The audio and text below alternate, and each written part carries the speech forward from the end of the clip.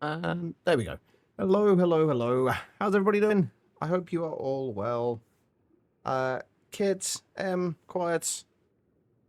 How you all doing? And Kit, 71 months. A lot of months.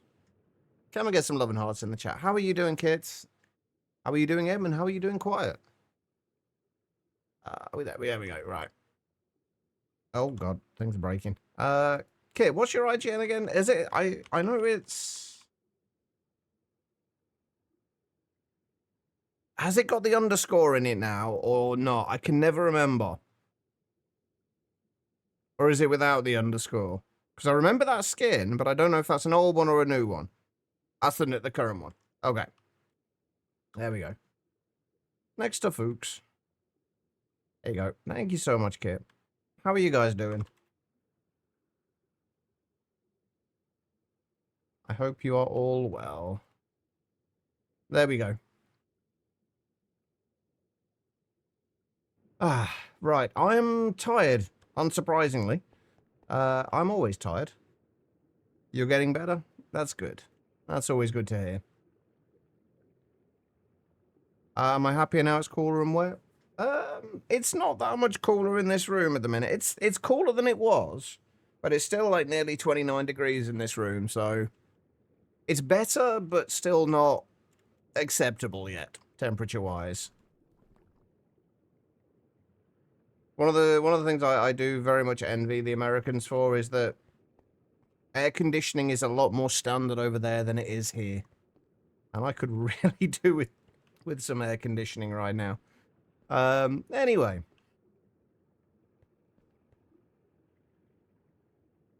Is that what it is where you are, Quiet? Make sure you're keeping yourself hydrated. Feel like the aircon envy? I know, right?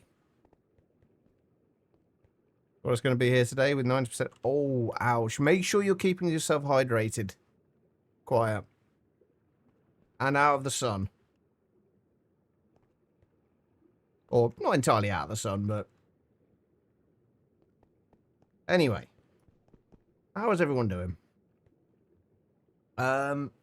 Right, we have a lot to do today.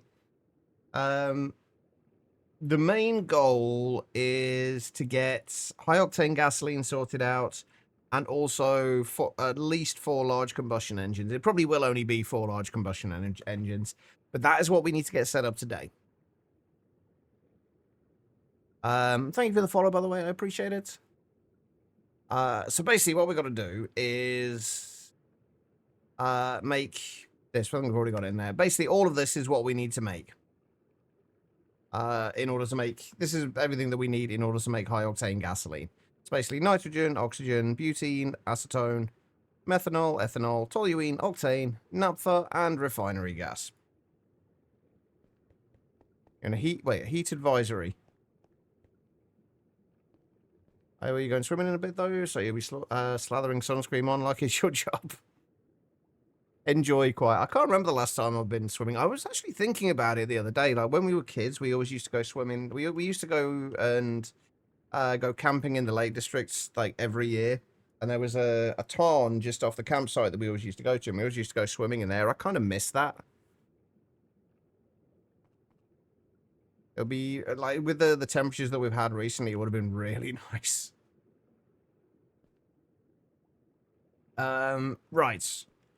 So I will warn you guys now, today is probably going to be somewhat maths heavy, because we do need to make sure that we are able to produce what we need to produce. Oh. Getting raided already. Matt, welcome. Welcome, raiders. How are you doing? How is Monifactory going, Matt? Firoshi? Apologies if I'm butchering that name. Welcome, Semedis. Mead, how are you guys doing? Yeah, how is Monifactory coming along, Matt? We're currently playing the same pack. I think we're a little further ahead than Matt at the moment, but I've been playing it for quite a bit longer. We're just about to start working on some slightly better energy production. So you just started, so I thought you'd force some people to join you.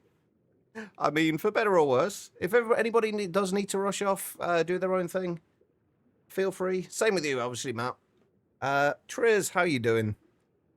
You with that guy, but forgot to copy the right message. Wow. Deep into automation finally. It's always a nice feeling in any pack, isn't it? When you start, like, not having to manually go over to every machine, you can just kind of go to your ME system and request it. It's just such a nice feeling.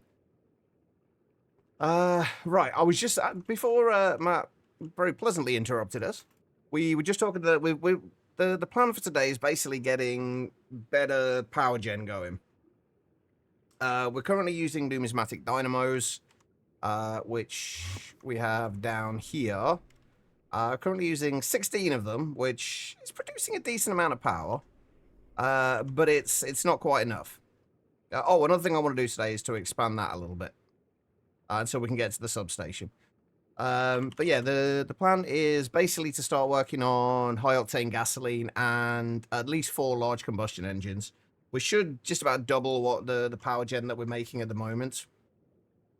So that should see us through at least until we can get to the extreme combustion engines and make significantly more. Making automated machines to make automated machines. I mean, that's what factories are all about, isn't it? Guy builds his roofs himself, not stealing them. Hey, if you don't feel like building and you can get away with stealing somebody else's roof, go for it. I hadn't built properly in ages.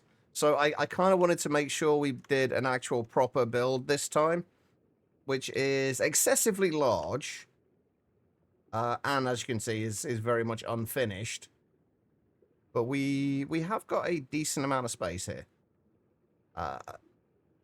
Which is good. As well as all this space down here, which we can expand down into and will no doubt have to in the not too distant future. Rallius, how you doing?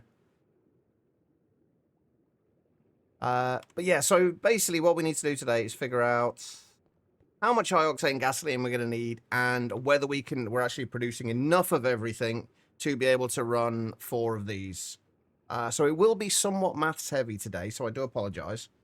I don't know if Matt ever goes into the kind of the maths side of this and actually kind of like figuring everything out before you start building stuff. But it's just always the approach that I enjoy doing. Rallius, you're just showing off now with your bloody AC. We could do with some of it over here at the minute. It's too fucking hot still. I mean, it's a lot cooler today, but it's still too hot. It's got like 3 times big since you were last here. You've been out of work.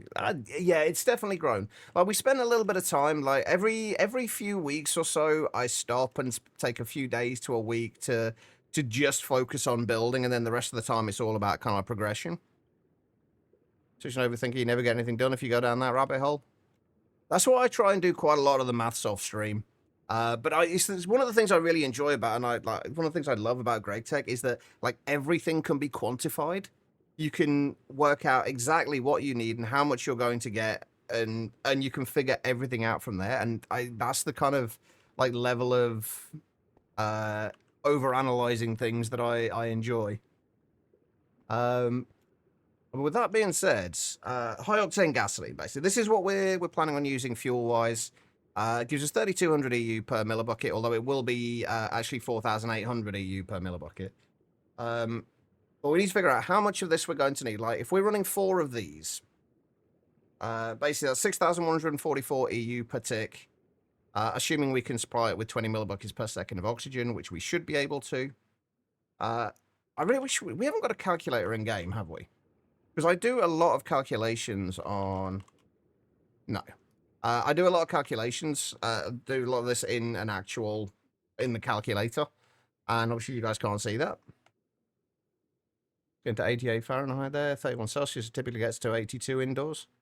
Yeah, where I'm currently sat, it's 29.3 Celsius. I'm not sure exactly what that is in Fahrenheit. Hold on.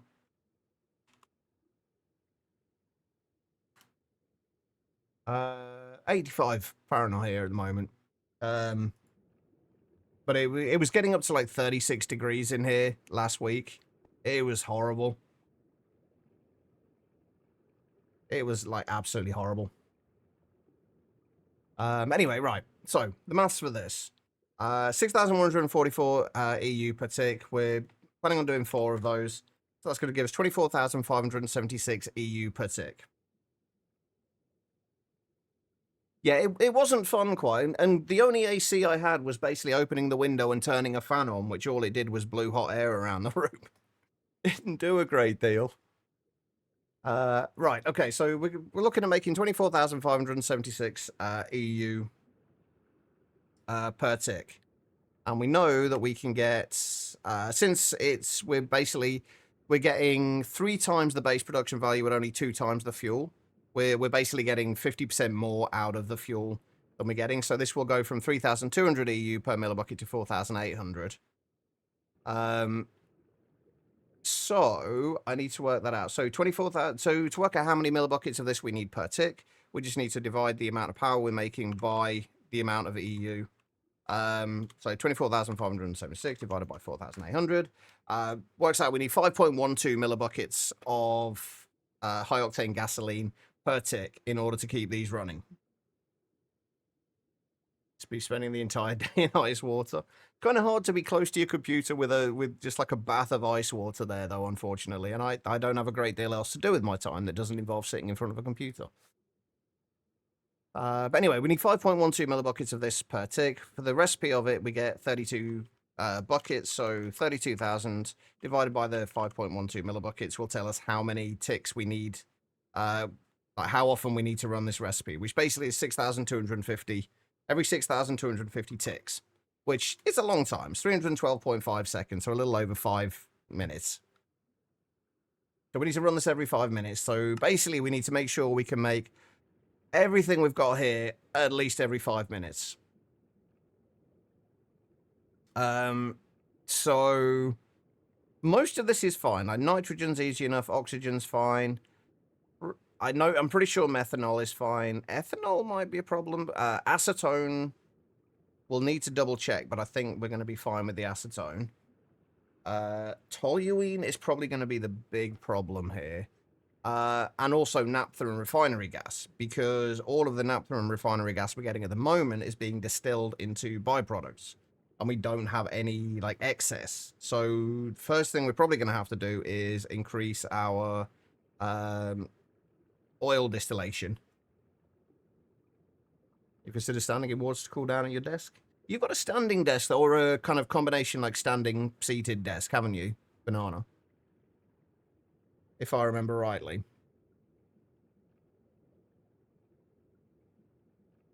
I think just having your feet in cold water would be quite nice, actually. But yeah, the toluene might be an issue. Ethanol's easy enough to make more of. Acetone might be an issue, and octane might be an issue. And then we just need to make sure we get more naphtha and refinery gas. Everything else should be fine. But can I bookmark stuff from here? So the octane, will that let me bookmark it? It does, perfect. So octane, toluene, and methanol, I'm pretty sure it's fine. We should probably double check acetone. And then the naphtha and refinery gas are the other things we need to worry about. I'm actually going to get rid of this was all my stuff for processing tungsten, because that's kind of next on our to-do list. But we are not doing that just yet. But octane, we needed, what, 2 buckets every roughly 5 minutes or so. And our octane is currently getting from lightly hydrocracked light fuel, since that's basically the only option we have for it. The problem is we're not running this every 6 seconds at the moment. But if we need, 1,000 millibuckets every 312.5, we need 3.2 millibuckets per second. Divide that by 20, or 0.16 millibuckets per tick. I really should be writing all this down. Hold on, bear with me. In fact, most of this I have got written down already. But hold on, let me... It's gonna be easy to do this in. I meant to add that there was a clipboard mod that Quiet found that I was going to add to this, just so I could have a place to write stuff down. Because right now, we haven't really got anywhere. But the general gist is we need like 0.16 millibuckets of octane per tick. And basically we're getting 10% of a bucket. So we basically right, how long does it take to get a bucket of light fuel? Right, we're using oil at the minute. We're only getting 50 millibuckets. We're running it at HV, so 50 millibuckets every 10 seconds, so 5 millibuckets per tick. Sorry, every 0.5 seconds. So 5 millibuckets per tick. Yeah, we're not making enough, are we? 5 millibuckets would give us... Hold on, bear with me. Every 1 bucket every 200 ticks. So 1 bucket every 10 seconds. And then, so we'll be getting 100 millibuckets every 10 seconds. So, yeah, that should be fine. So, we should be getting enough as is. Sheepy, hello. How are you doing? Right, so... we're getting a bucket of, we should be getting a bucket of light fuel roughly every 10 seconds. We will be getting slightly more than that because we'll be getting a little bit from processing naphtha as well. But that will give us 100 millibuckets every 10 seconds. We need... how many buckets did we say we needed? Was it 2? So every 200 seconds? Yeah, so we should be making enough octane. Octane's fine then. And we will be making even more by the end of this as well. Toluene is a little bit more tricky. A little bit trickier. Toluene, we need 3 buckets every... I did say this today was going to be maths heavy, by the way. I do apologize. 3 buckets every... how many ticks was it? 6,250? So 0.48 millibuckets of toluene per tick. I'd actually meant to set up a spreadsheet to figure all this stuff out. There's nothing wrong with maths. Maths is fine. It's fun. But we need 0.48 millibuckets per tick. We are currently getting toluene from the lightly steam cracked naphtha, so we're getting 40 millibuckets every bucket. And this we should be running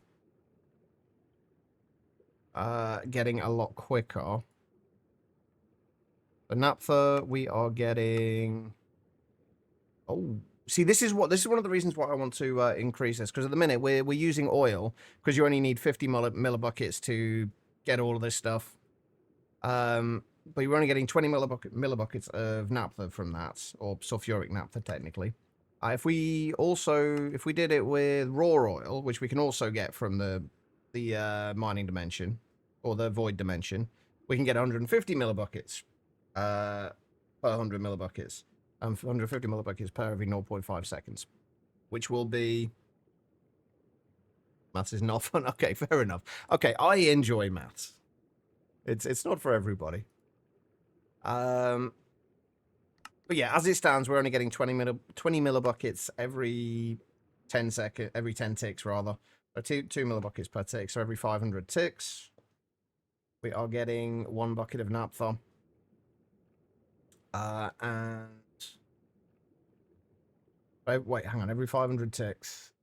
So every 500 ticks, we are getting 40 millibuckets of toluene,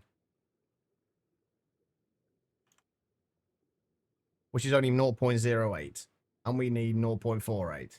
So we're not getting a lot from that. We're also getting it from wood tar at the moment. We're only running this, I think, every 8 seconds, though. So we're getting 75 millibuckets every 8 seconds. So 75 divided by 160 is 0.46 millibuckets. So we should actually be already making enough toluene with what we have. Yes, count sheep and not the other way around. You're not wrong. So yeah, okay. So toluene looks like it's fine. Acetone's a bit more tricky to figure out. Acetone, mostly because I can't actually remember what recipe we're using for acetone. It's this. I also really need to start labeling all of these things. Like some of them I've started to label. Because I keep forgetting what each of these setups is for. I do know that this one is for our acetone setup, though. How have you been anyway, Sheepy? But this is... What is the recipe we're using for this? Can't actually remember. It's not that one. I think it was the acetic acid. Yes, the acetic acid and quicklime. And that'll get us 2 buckets. So however long it takes us to get acetic acid, which is just oxygen. Which I think this is the recipe we're using. Oxygen, hydrogen, and carbon. So we're making plenty of those. So honestly, like acetone shouldn't be a problem. So really, like the only thing we've got to do is set up another distillation tower. And the way we're going to actually do this, I think, is we're going to have to stop our production of a bunch of things for a while. We'll move this back to the back end of here. And then we'll replace this with another distillation tower. And then we'll leave space for a third one if we need it later on. That way we can kind of future-proof things a little bit. And then we are also going to need another fluid drilling rig over in the mining, or the void dimension, rather. For getting raw oil rather than just oil. So that is kind of the next plan. So I think we just need to kind of turn that off for now.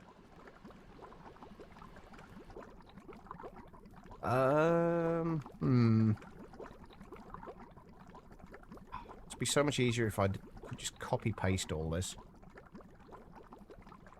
Because we are going to lose all sulfuric gas. You know what? It doesn't really matter, does it? Let's be honest. Right, let's mark out where this actually needs to go first, though. So there's going to be another distillation tower there. If we leave... How many blocks? If we just left a block of space between them... I think we can probably get away with leaving 2 blocks of space. That way we can at least get in a little easier. So this would be replaced by a distillation tower. And then eventually this could be replaced by a distillation tower. And this would just be the LCR. Right. I think that works. I've been very melty like everyone else, probably, but you're doing okay, thanks. That's good to hear. And yeah, I have definitely been very melty as well. Oh, God, there's a hole there.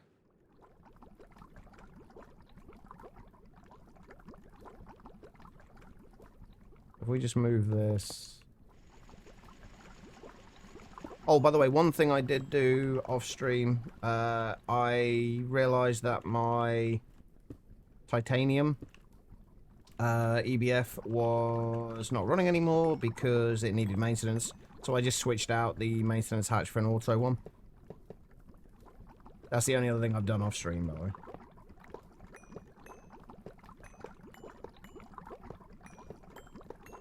Alright. So... goes there, that goes there, that goes there.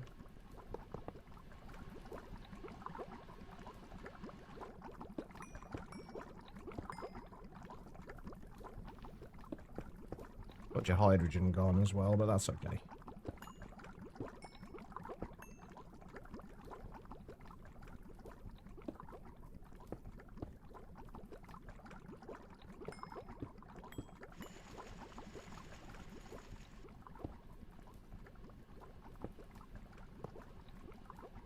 Okay.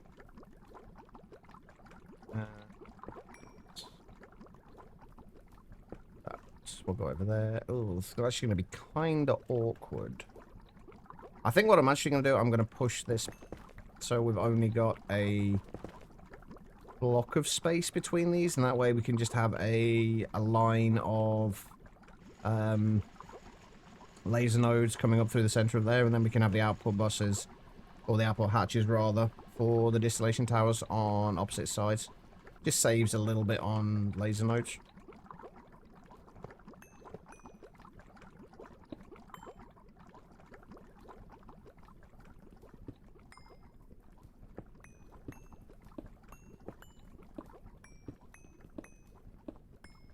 Alright, so...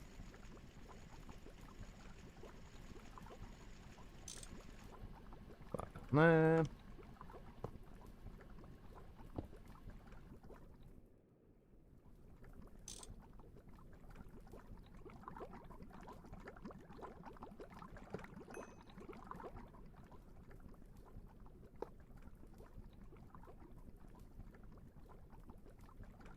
I did read something in the Mondays, because there's on the Monifactory Discord, they basically have a thing called Mondays, where they're basically talking about the updates that are coming and things that they're working on.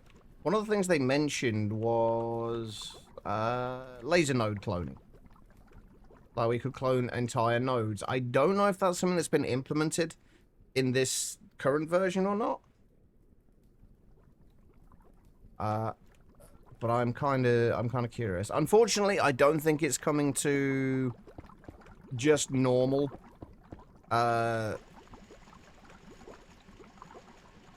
laser IO. For some reason, my brain was just going to Ender IO then. But yeah, I don't think it's something that's coming to normal laser IO, but it is in the extended life version that's in this. Right, where are my card cloners? I want to see if... yeah, it doesn't look like it's allowing me to clone it in any way, which is unfortunate. But we are just going to... so we are, I think, just going to move this one node at a time. We're also going to have... because this is going to have to get moved, kind of everything from these, because we're going to be getting the same outputs from all of these, just in differing quantities. And we're just going to have to move this from, transfer the actual laser connection from there over to here.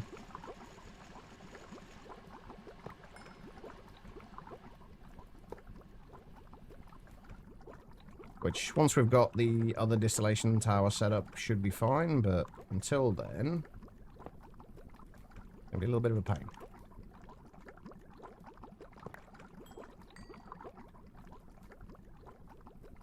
I now got to remember where everything goes. I know that's...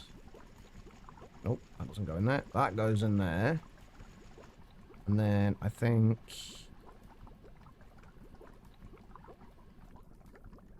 why have I got an item extract card from there? What are we extracting item-wise from this?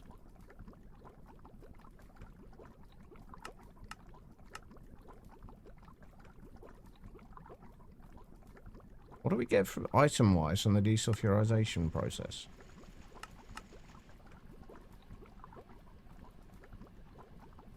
Literally nothing.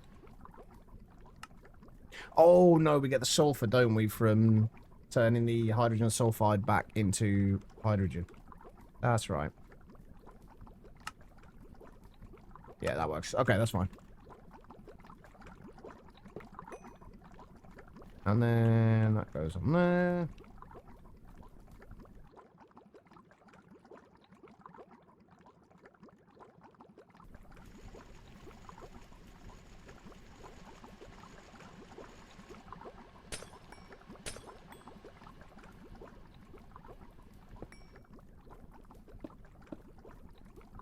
Place goes on there. Oh, I see. Running away, you yellow bastard! Alright, no worries. Enjoy quiet. I'm guessing you get to see... Why can I not remember the puppy's name? Is it Coupon?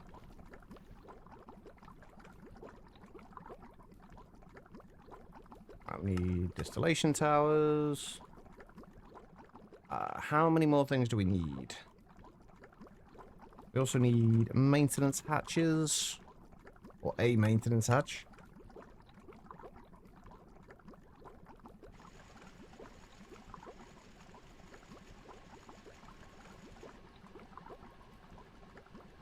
What else do I need? An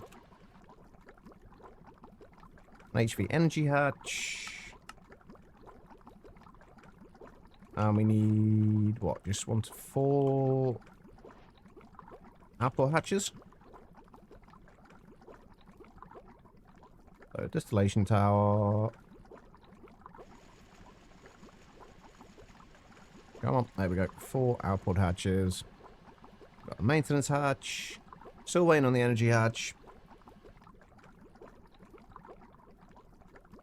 Alright, take care, quiet.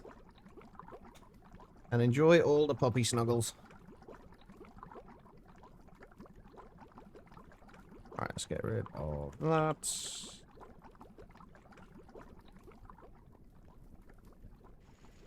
Why have I got an extra...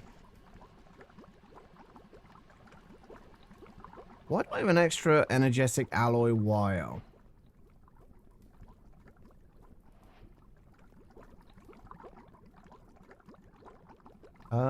That's actually kind of concerning. I don't know why I've got an extra one. Oh, well, never mind. I'm sure it's fine. Right, so how many more things do we need here? Those are all going on the bottom. Oh, we need an import hatch. For some reason, I always forget the import hatch on my distillation towers. I don't know why. Every single time. Right, so we've got the import hatch. So we need 5 casings for the bottom. Plus 7 for each layer. So 4 times 7. 28. Plus 5 is 33. Plus an extra one. So we need, what, 34 more? Or 33, because we've already got one.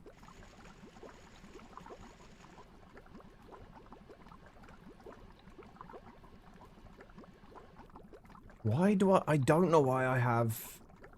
Oh! Wait. No, that's fine. I don't know why. I don't know what's missing. I'm missing something. Right, if we put that there... Hey, Zedek, I'm guessing you're lurking, but I hope you're well. I hope Elfie is as well.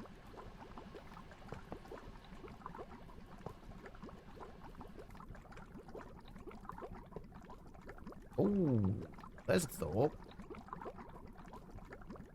Is this going to cause any problems? Maybe, eventually. Because we're going to have to... we're going to have to... It depends if we want regular oil or raw oil, if we're just going to... Or if we're going to use the raw oil for both of these. Because we're going to have the import hatch here, and then that would be inputting potentially from both of these. We'll cross that bridge when we come to it. It'll be fine, I'm sure. That'll go there, that'll go there. And then we need...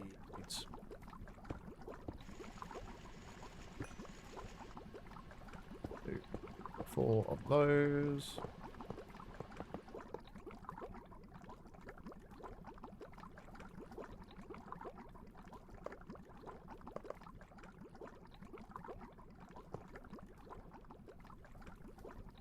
Okay. We do need an HV converter.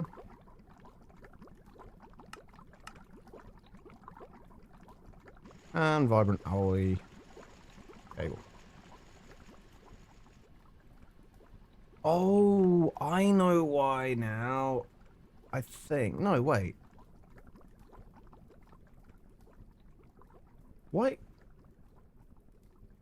I'm very confused as to what the hell I've done here. I don't know why I've got a 4 amp cable connected to that. I know why there's a cable there at all, but I don't know why I've got a 4-amp one there. That's just kind of pointless.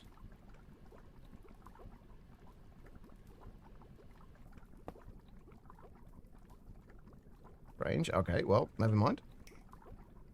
That should be fine.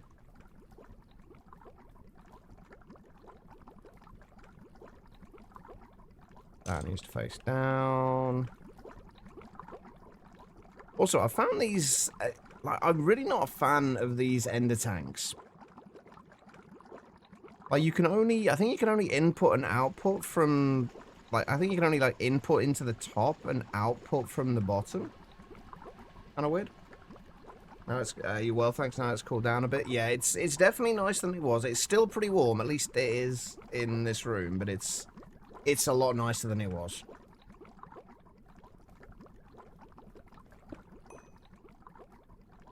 Alright, so we need that. And we need that.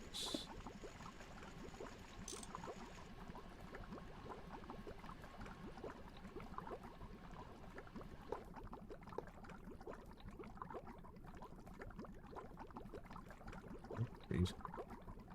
Alright. Oh, god damn it. I really wish this would not accidentally break those, because it's going to reboot my ME network every time it does. I accidentally do that.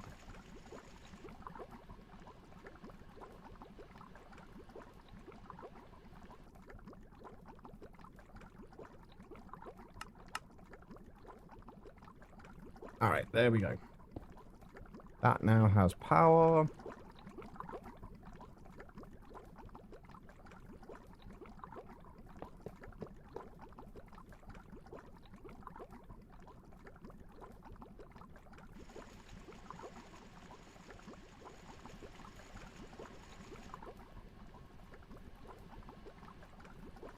And these should just be extraction cards, right?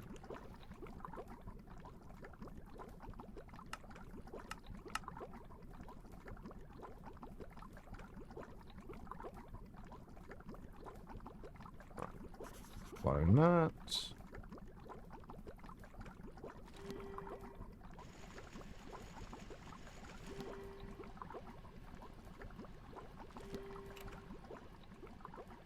Okay, right, now we've just got to get another fluid drilling rig. And get that set up.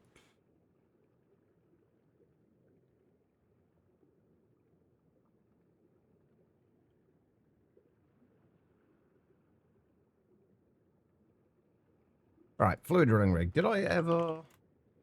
No, I never set up a recipe for this. Why didn't I set up a recipe for this? I guess because we're not actually bothered about doing these ones.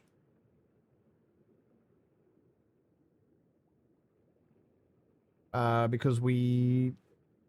As soon as we can, we want to upgrade to these, which...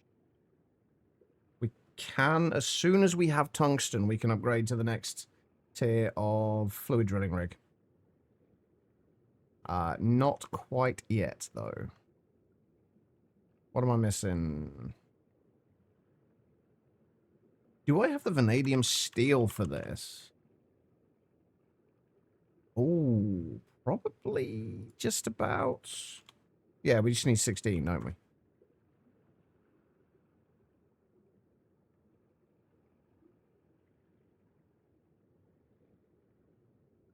All right, so we also need MV hull, 4 steel frames.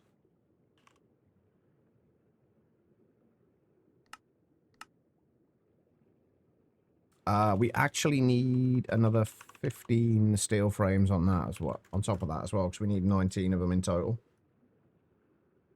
So we need some for the structure as well.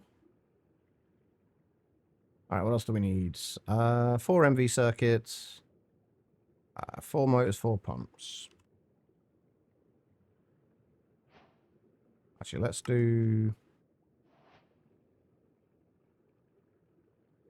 those first, and then those. What else am I missing? It's the MV circuits.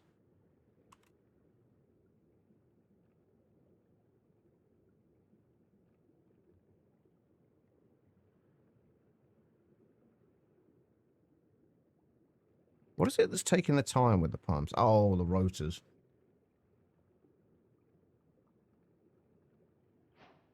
I love extruders, but my god, are they slow sometimes. All right, we need circuit 2 when I can find my assembler. Wait, it was circuit 2, right? Yeah.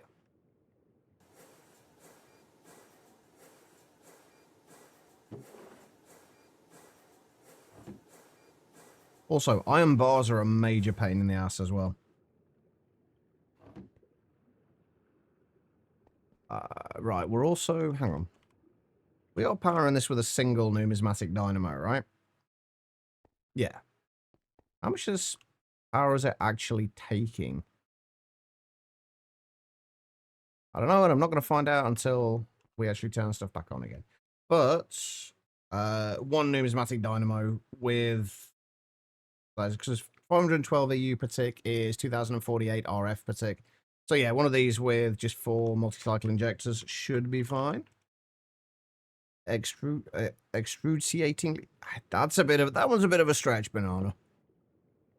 That one was a little bit of a stretch.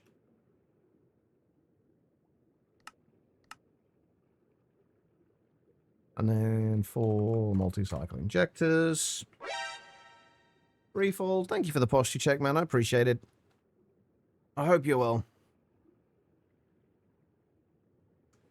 Alright, what else do we need? An HV energy hatch. And a 1 amp converter. We're also going to need an ender chest as well. Oh, I've just realized that we are going to also have to do the ender tank on a different channel, on a different kind of color combination.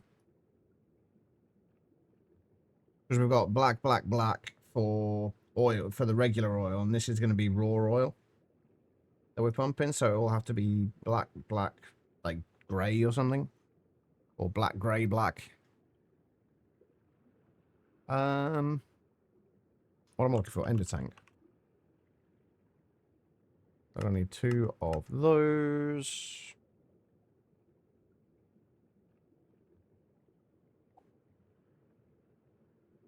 What else do I need?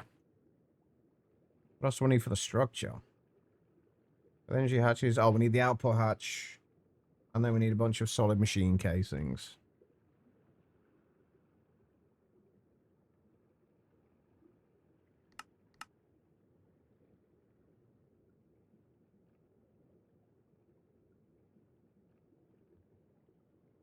How many do we need?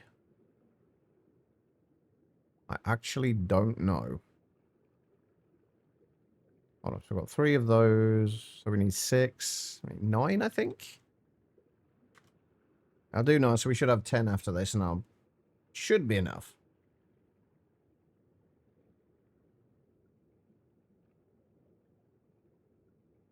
That should be plenty. And I think that's everything else we need. Except for a little bit of concrete to build a platform out of. That's probably way more than we need. Go over to the void. What we're looking for is whatever I did with my terminal. Or prospector, rather. Yeah, we're in oil at the minute. We want raw oil, so we want to be going down to the south a little way. By the looks of things.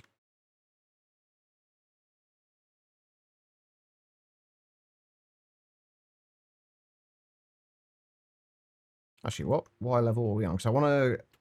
As much as it doesn't really matter, I want to have them at the same Y level. So 82.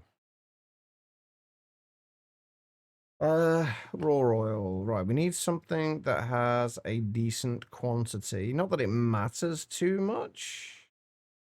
But it's probably not going to matter at all, in fairness. So if we just go with this chunk here.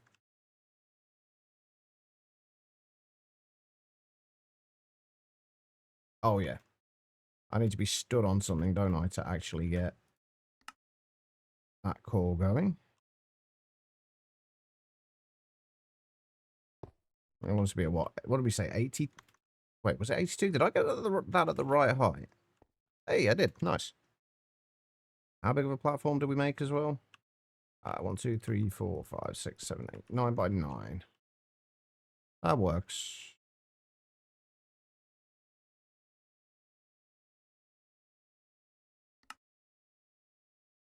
We also need to make sure we are in the actual center of the chunk.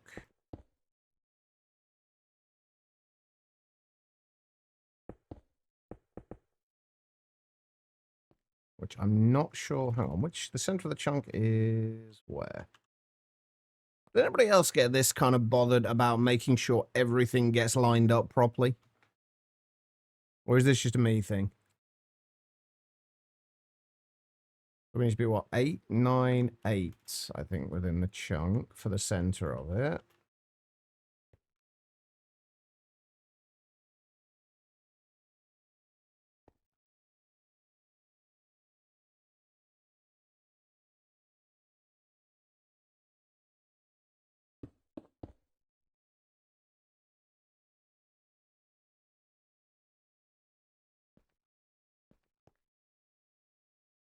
All there. That's the center.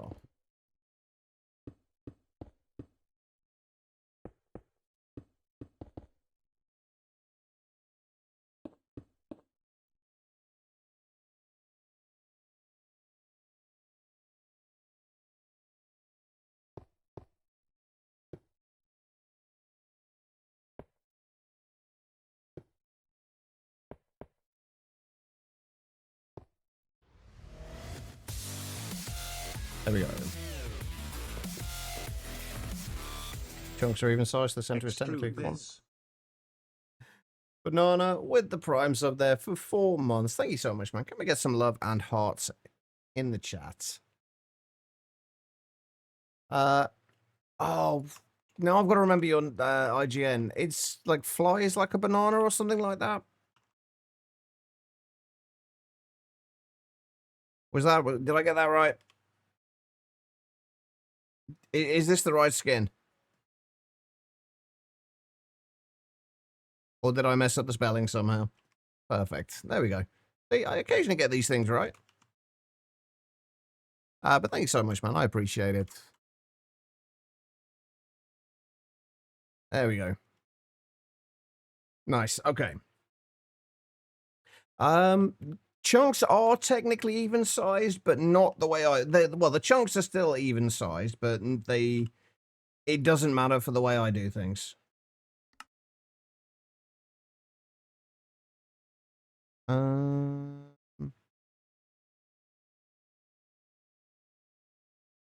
Wait. Oh, right, just put it down at the bottom. I was wondering why that was there. It's because it's put it down at the bottom of the world, hasn't it? There we go. Right, I wanted to make sure it was still in line with that. Right, oh, we're on... Let's double check to make sure we have got this right. That's X312 and 312. Perfect, right.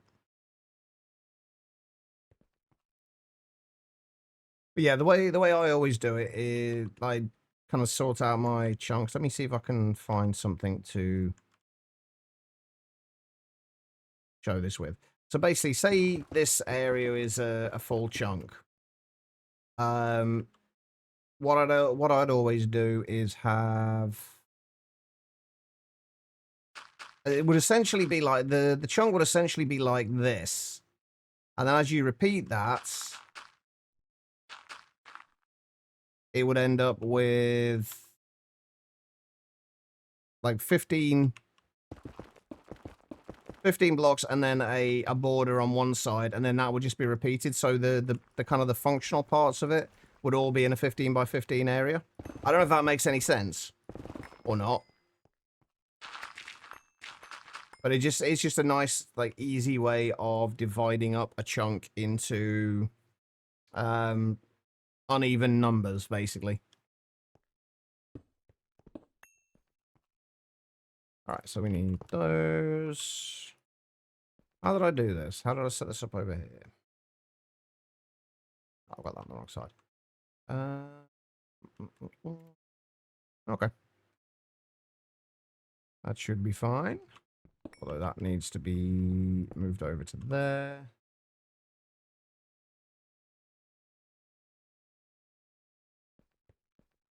And the energy hatch goes there.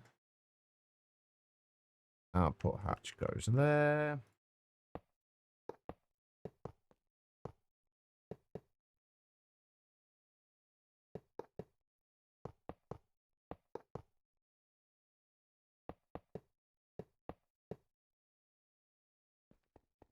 And there we go.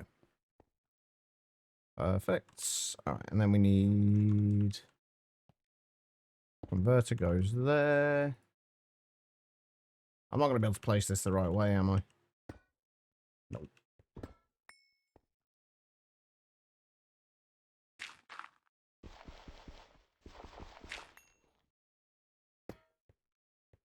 Seriously? There we go. Right, so that goes like that. We need... Get rid of those. And that. We need a laser node.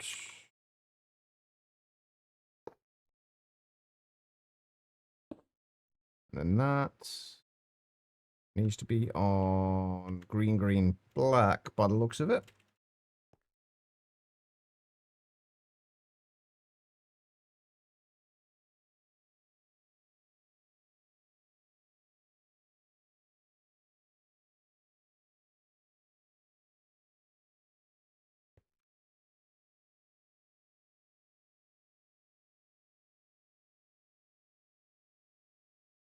Gives us our diamonds.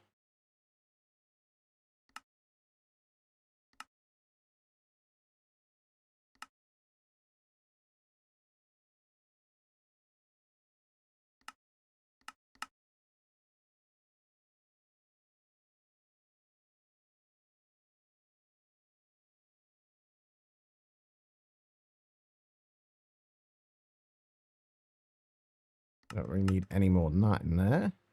Put those in there. And there we go. Right. And the ender tanks.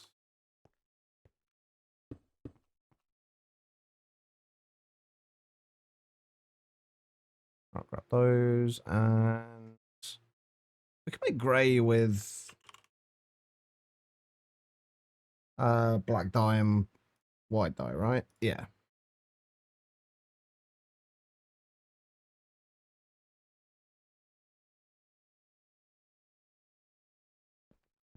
Right now, to figure out which way we actually have to place this.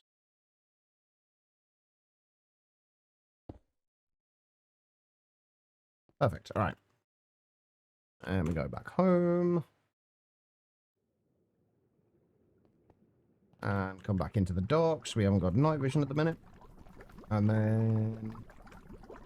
Can I just place that way? Does that work? It does indeed.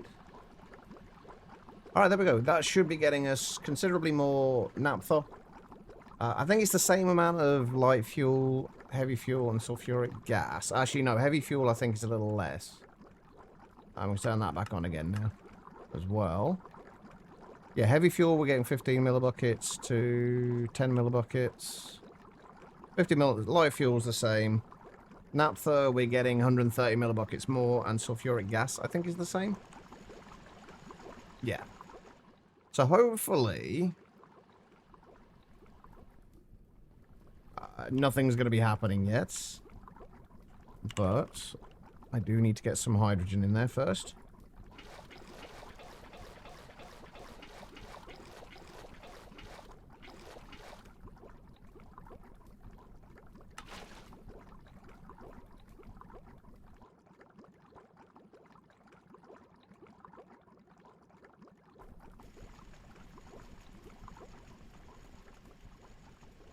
Oh, wait. Before I do anything, let's turn... no, don't go working yet. I need to make sure this gets the hydrogen sulfide.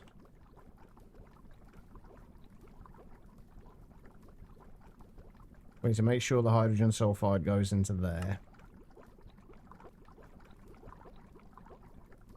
And does this need a circuit? Ah, now I remember why we needed that.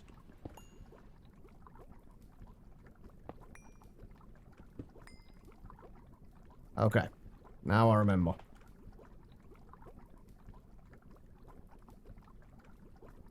Because we need to do that.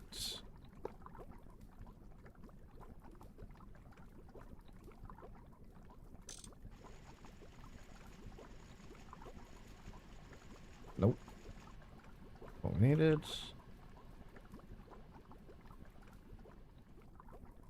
Oh god, I'm gonna have to hurry up.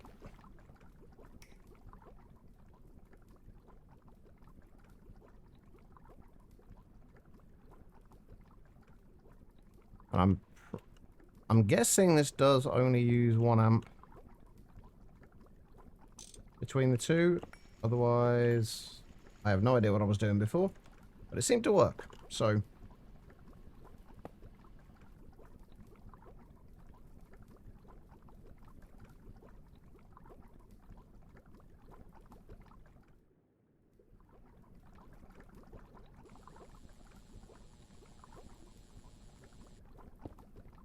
okay.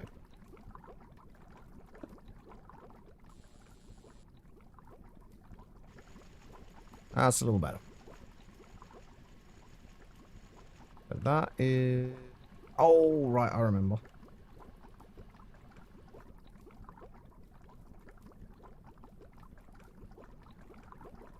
That needs to go into there.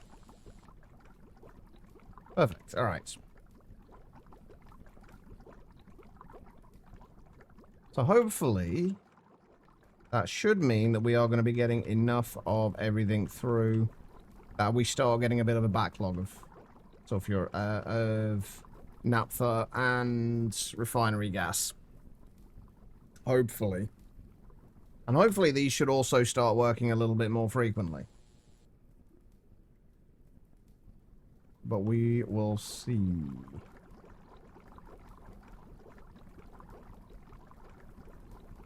Yeah, it looks like that. We're definitely going to get a backlog of this.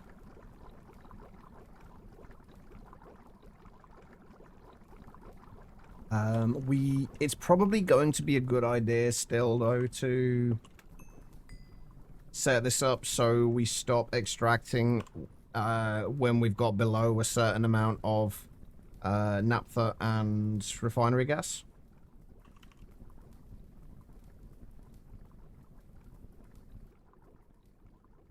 That way we can ensure that we always have enough to... Because the fuel is obviously the most important thing.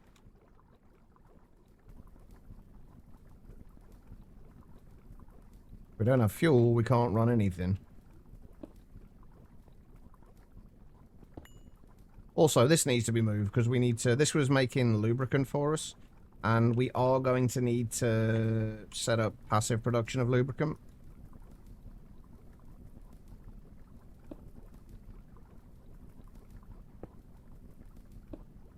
Right, so this is naphtha. And we'll emit a signal when we have below... We need 16 buckets of it per recipe. If we just say we keep 100 and... let's keep 64 buckets in stock at any given time. And then we'll only extract from there when there is a high signal.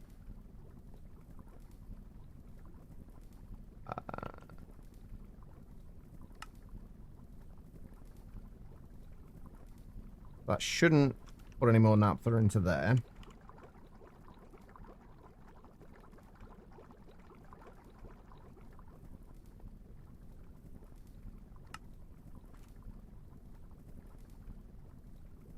Wait, no. I tell a lie. This is wrong. That needs to be on a low signal. Since it's emitting a signal when it's below that point. Right. Okay. And then we need to do the same with the refinery gas.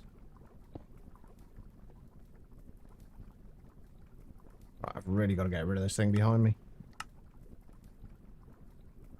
Right, and that is Refinery gas. We only need like 2 buckets of that, but we'll just keep like 32 buckets of it. And that will extract when... Oh, it'll have a redstone signal as well.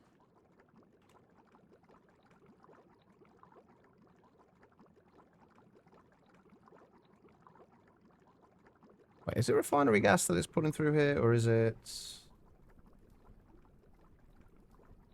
Yeah, refinery gas. Which we currently don't have any of.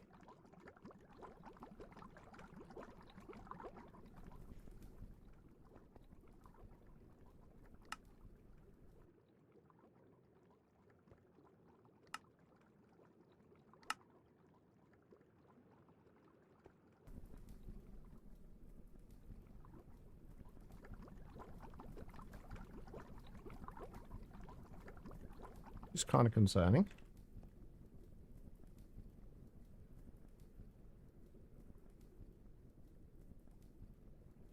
The fact that we don't have any refinery gas in there.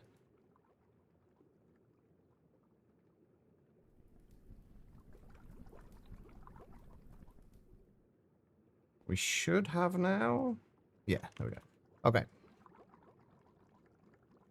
There we go. Okay. Cool. So that should be making sure we're getting enough naphtha.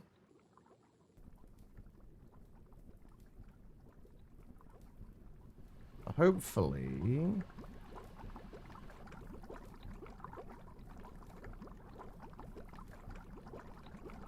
Oh, you know why it's not doing much? I didn't actually chunk load that chunk.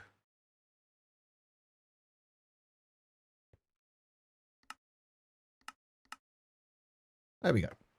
Now that should run a little better.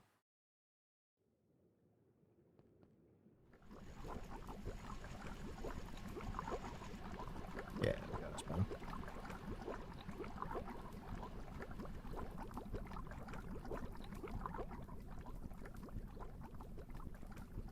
Okay, right, so we'll give that a little bit of time to kind of catch up and give us a little bit of a backlog of naphtha and refinery gas. And we'll start looking at what else we actually need to do here.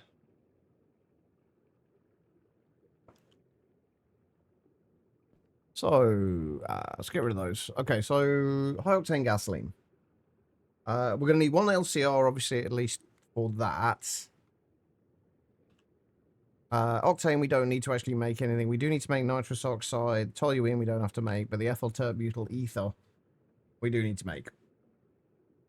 So gasoline is going to be raw gasoline and toluene. Do we want to do this in another LCR? I'm not sure.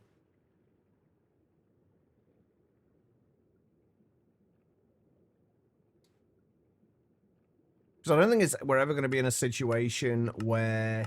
Because this is like not a slow recipe anyway. It's like 0.5 seconds to make this, which is fine. We may as well keep that one in a single block one. The gasoline, obviously, we do need to do in an LCR. Thank you for the follow. I appreciate it. Yeah, so that we need to do in an LCR. So we need 1 LCR for that. How do I want to do...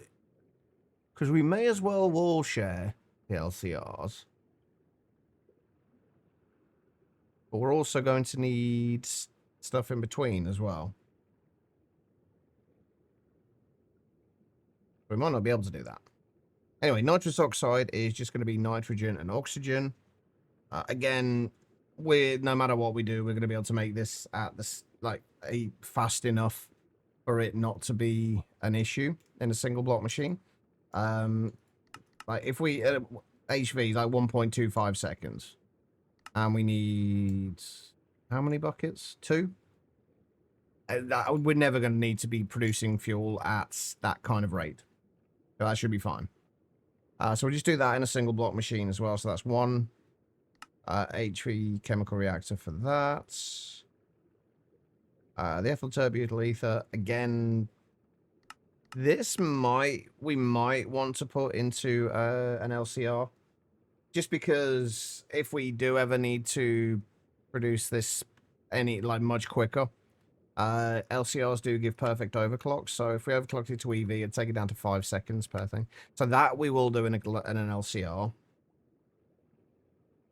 So if we put that recipe in there, and nitrous oxide will put in there as well. Get rid of that. Gasoline obviously has to be in an LCR. Sorry, the raw gasoline has to be an LCR. This we can just do in a single block machine. And then that should be everything we need to do. So we're going to need, what, 3 LCRs?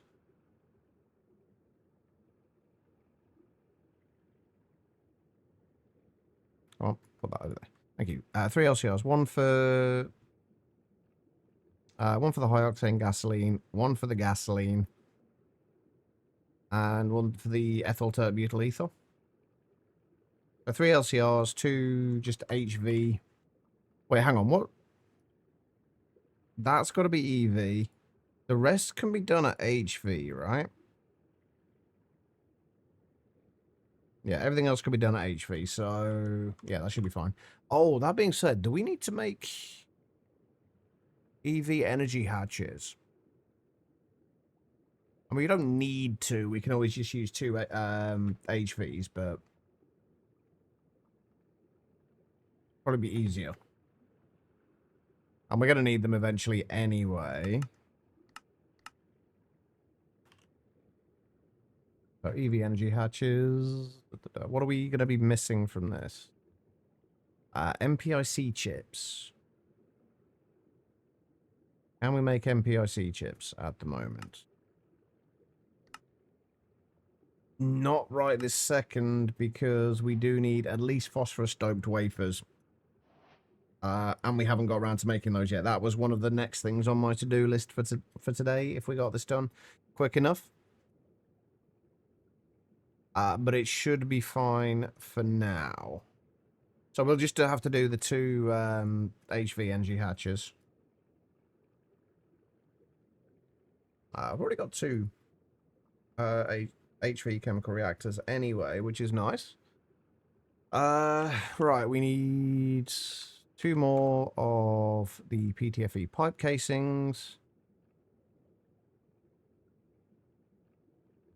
We're going to need a bunch more of these, but I don't know exactly how many yet. If we just do another 32 for now, that should be fine. We also need... probably only need 2 coils, because if we're wall sharing with some of this stuff, that shouldn't cause too many issues.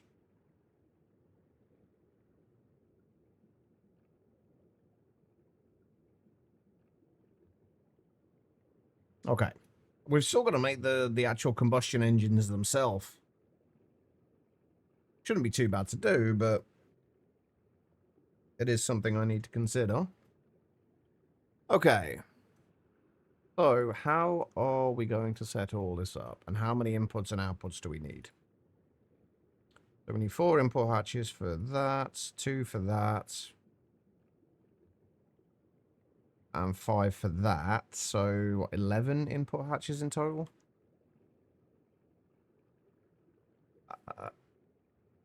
And the gasoline one does need 20 buckets rather. So we are going to need at least an MV input hatch for that.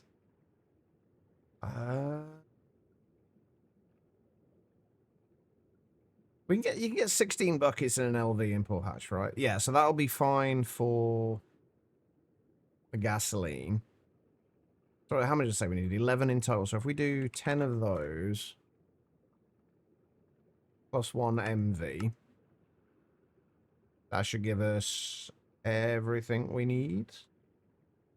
We are going to need at least an MV output hatch as well.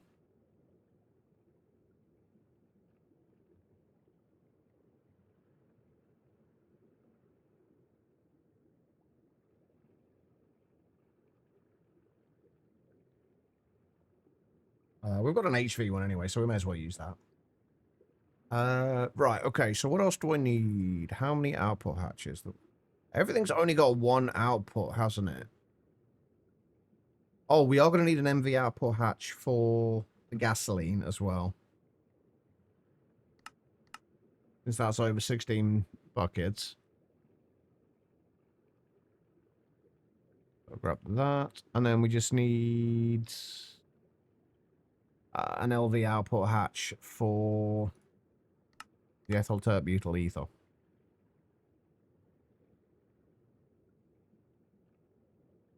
And I think that's, aside from...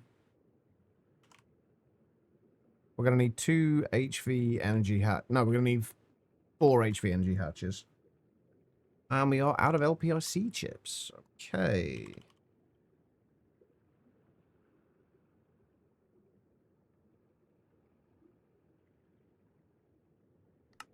So we need one with an orange... Wait, did I not set this up?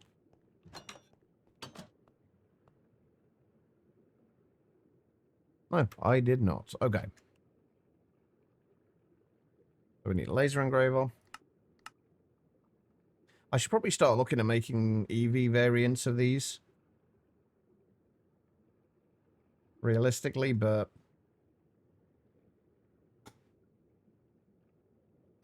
where was the other... Because I know I had an orange lens.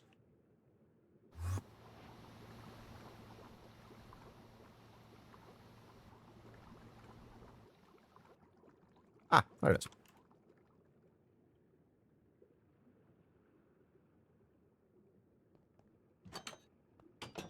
Alright, so... Laser engraver. Orange lens.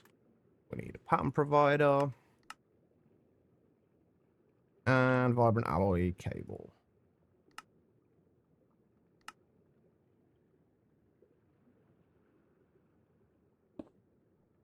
It's not there.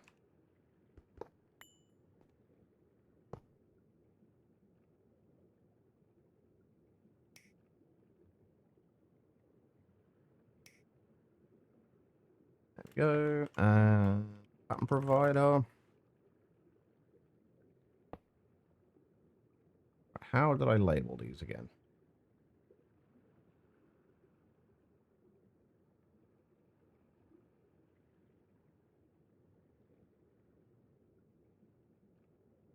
Alright, so LPIC chips. We need a couple of recipes here. So LPIC chips and LPIC wafers. We're going to have to switch all of these out, I think, later once we get the phosphorus-doped wafers. Or phosphorus-doped silicon balls. Right, let's try that again. We wanted 4 of those. Perfect.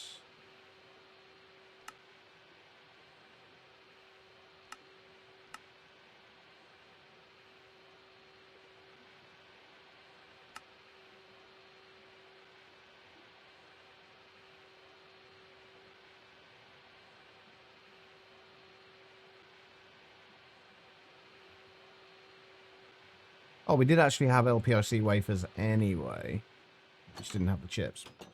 That's fine. Right, okay. So, let's go and... Since this is passive, we'll just go and put this over here. How much space are we going to need for this? And where do I want to put it? I kind of want to put it in its own little area for, like, fuel production over here. Because we are later going to be able to upgrade this to something ridiculously more powerful, energy-wise. Once we get a little further along, we can make gene gasoline, which, rather than 3,200 EU per tick, per millibucket rather, will give us 81,920 EU per millibucket. Which, when I was working it out, I think to run 4 of the extreme combustion engines with high octane gasoline, we needed to run the we needed 20.8 millibuckets of high octane gasoline per tick. Whereas with the Gene stuff, we only need a similar 1.25 millibuckets per tick. It's like the difference is ridiculous. Okay, let's figure out how we're gonna set this up.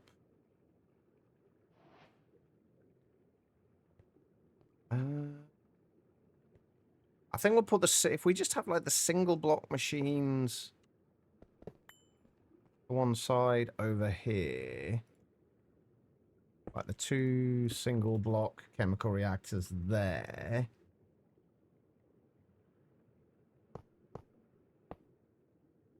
And then can we wall share with all 3 of these without it getting awkward?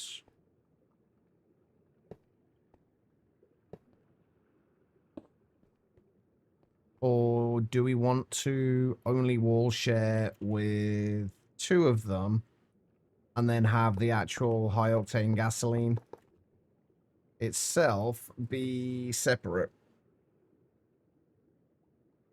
I think that's the way I'd rather do it.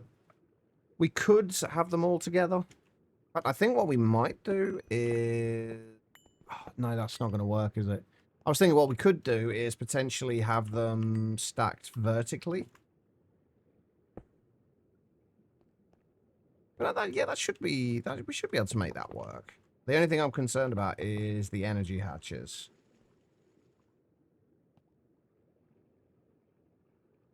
That would go there. That would go there. And then... And the fact that I'm not sure if the coil can be on the bottom with LCRs. Yeah, it can. Okay, cool. So that should be fine for those.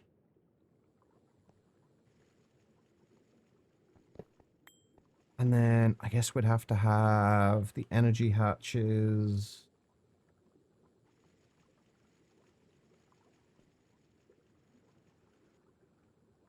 We could just put them at the back of each of these. Oh, we need maintenance hatches for each of them as well, don't we? And they can't share maintenance hatches.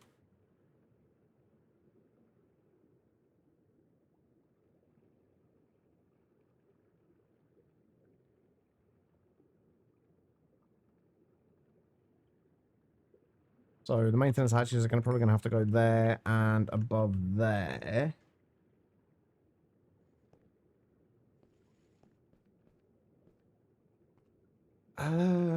Next thing is, where do we want to put the interface? Is it going to matter where we put the interface? Probably not.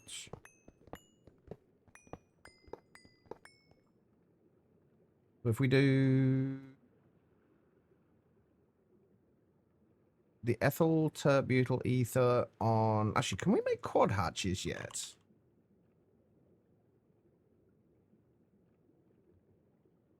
We can make them from EV onwards.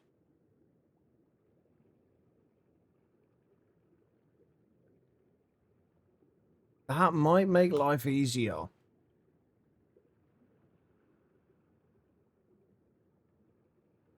In fact, that will definitely make life easier. Yeah. Okay, right. Let's get that sorted out. Because the quad input hatches are going to be incredibly useful. It means we can get rid of some of this lot.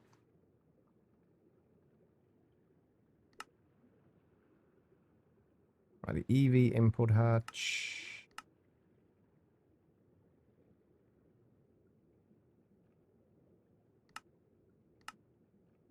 And we just need to do small titanium pipes. How are we doing for titanium now, by the way?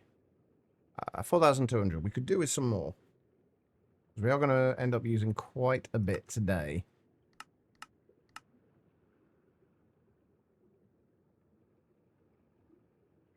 Right. And... Oh, we haven't got a thing for small pipes, have we? Oh, hell. Okay, hold on. I never made one for small pipes. Large pipes, normal pipes, but no small pipes. Okay. That can be fixed. We just need one more of those. And I know we do have...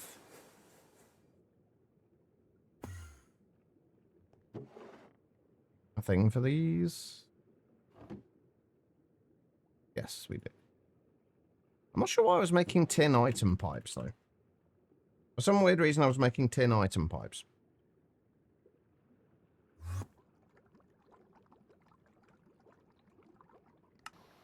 What are we waiting on? Oh, we need canthal. What do we need canthal for the extruders?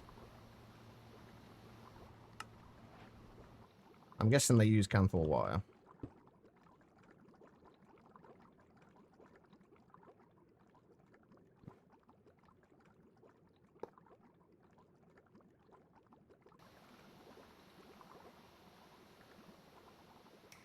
Right, that goes into there. That goes into there.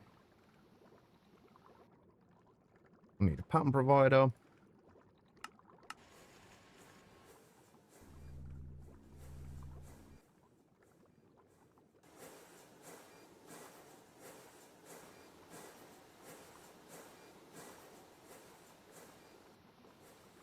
And while we're waiting on that, these can all just go into here.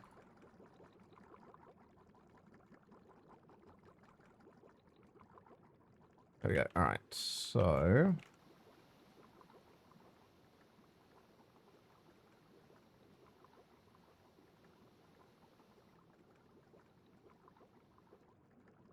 extrude a small pipe.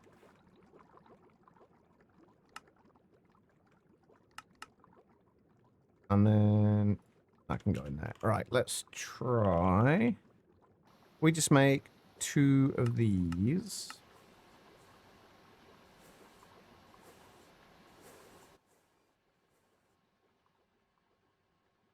And we are going to need 1 extra input for the high octane gasoline, but that's easy enough to sort out. That is not the right size.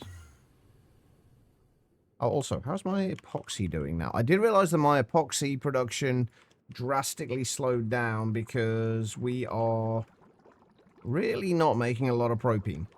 Hopefully, now that we've started to get more byproducts from the distillation towers, that might make life a little easier. Right, so we know that's just going to be like that. We can't have anything in between there. And then we just need... we'll do 1 quad input hatch at the bottom. And then we do just need 2 regular input hatches for the ethyl tertibutyl ether. And then output hatches.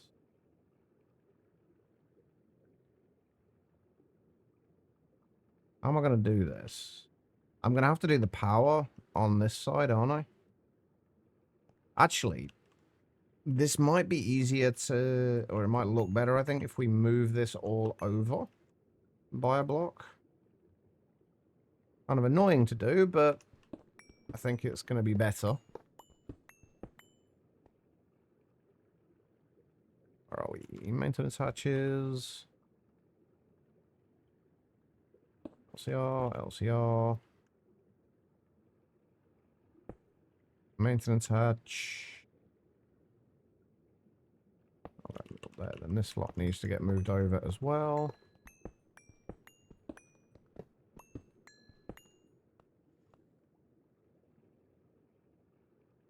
Actually, thinking about it, it's not going to make much of a difference at all, is it?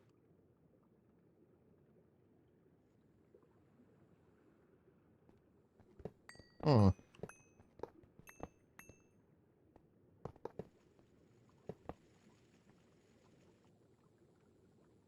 Energy hatches. Need 1 there. Oh, hold on. Let's do... that and that first. And then the other energy hatch can go there.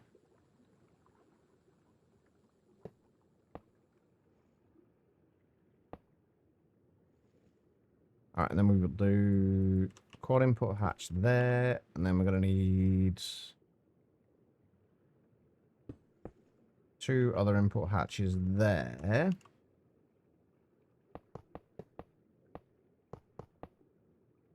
And then the outputs.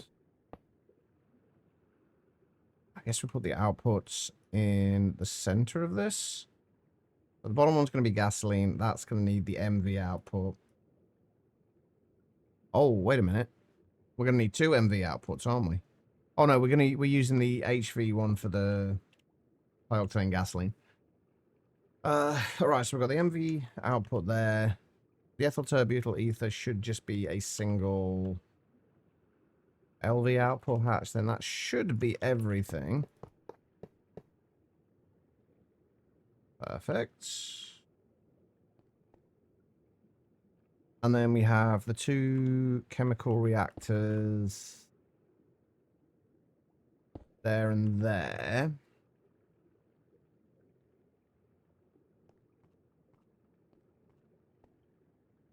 Which means we're also going to need 2 converters for those as well. I think I might actually move the outputs to the back of here.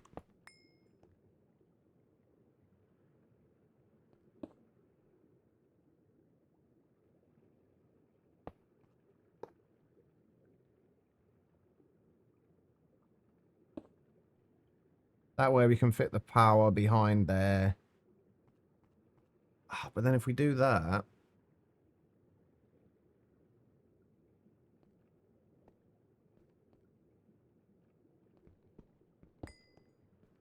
might actually be better off if we do that.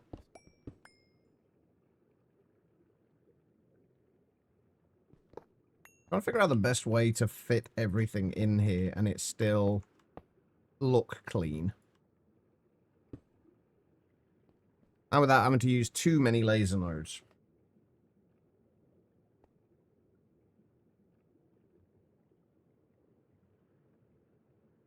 And we just need to be able to get the power into those. I think probably just want to do a 4 amp HV converter for those.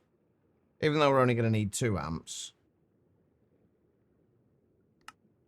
It'll be a little bit easier.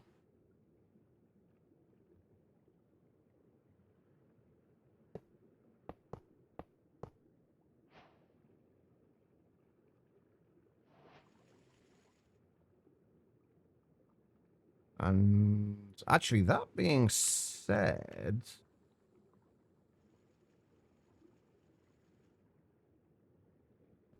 if we put...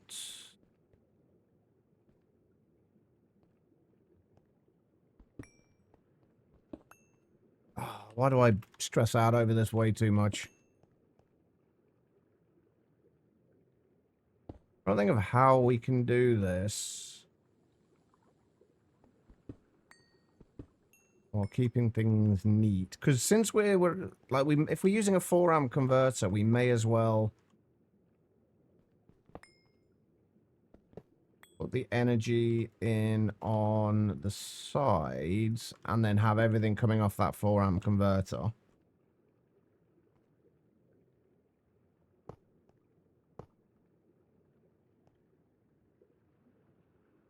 I'm just going to have to find a way of making this look nice later.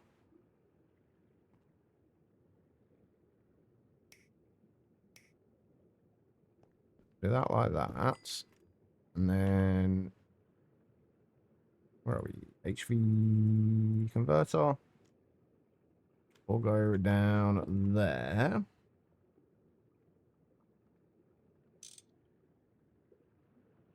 Oh man, we need so many covered cables.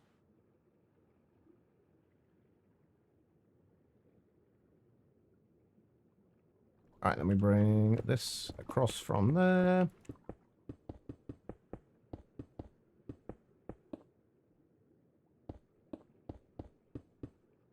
I don't know why we still got that there, actually. Like, I'm not going to get rid of it now, but we really don't need it there anymore. Alright, and that, and that.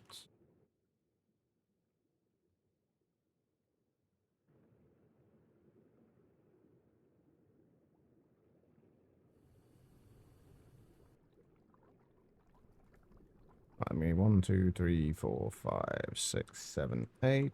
And I'll go there. 1, 2, 3, 4, 6, 7, 8 there. Actually, we can keep this a little neater. That should be centered. Actually, we can get rid of this now because it's in the bloody way.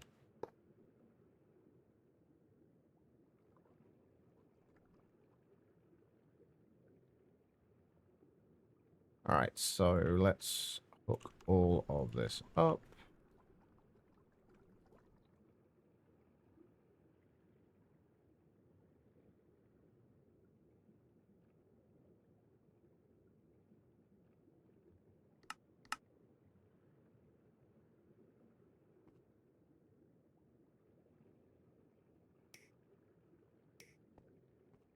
Everything has power now.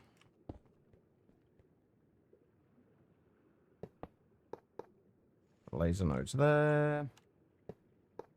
Laser nodes there.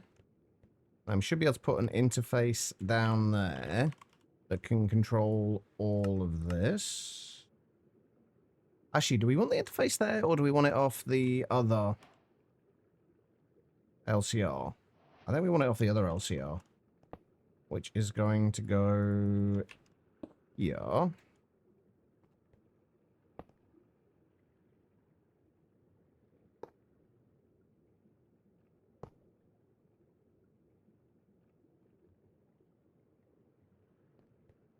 Right, that's going to go there.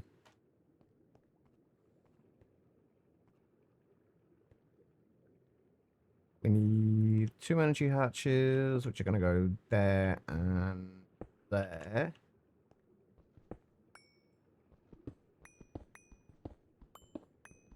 I'm going to get rid of the underside of this again.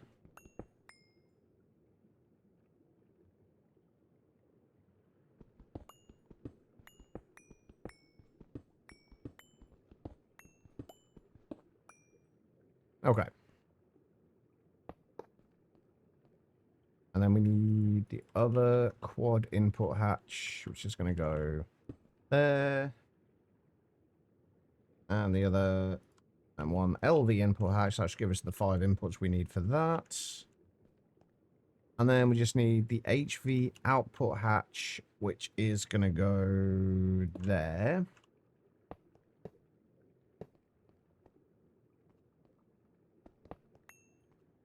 We need the maintenance hatch, which is there.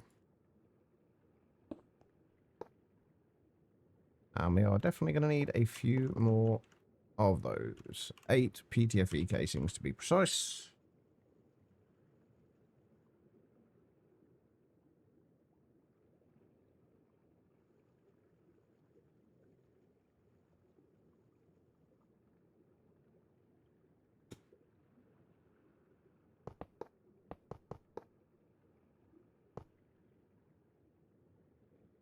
There we go. Okay. So that should be everything we need in order to make high-octane gasoline. Although, we do still need somewhere to store this. So I'm going to do... I think a 4K drive just should be enough for this.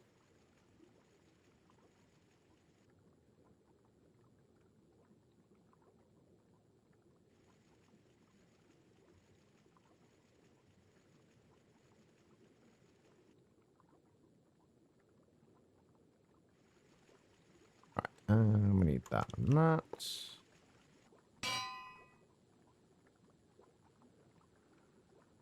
High octane gasoline. I don't think we need to store kind of any of the interim things like the nitrous oxide and the ethyl terbutyl ether or anything like that. We don't need to worry about any of that, I don't think. That's not where that's meant to be. It's meant to be in there.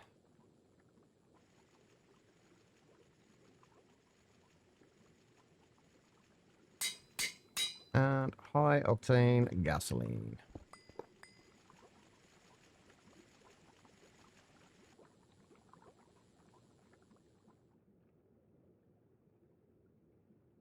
So now we have, wait, where did the MV import hatch be? Where was the MV import hatch needed? Oh, right. We needed the MV import hatch for these, but we don't actually need the MV import hatch anymore since the quad EV hatches give 32 buckets of space. We don't actually need that anymore. Or those. Or that. Or that. Or that. Oh, wait, no.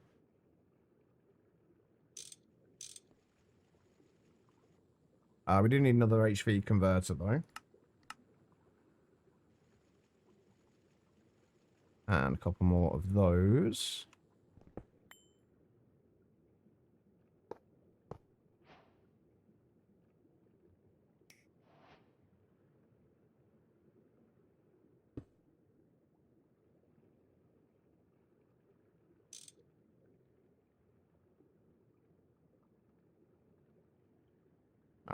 We need all those.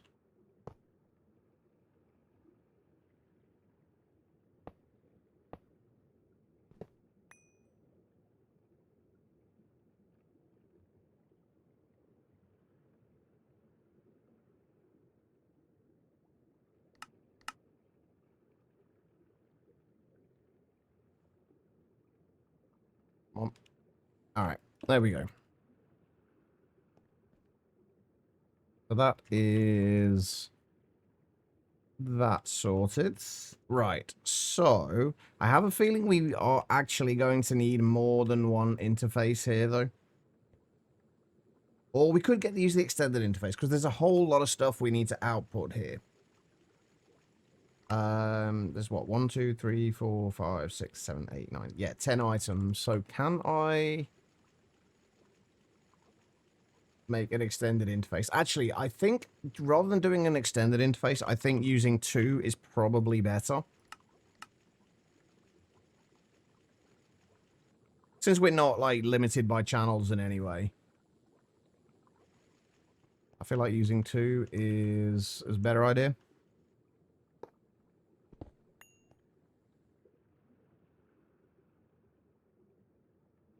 Alright, and...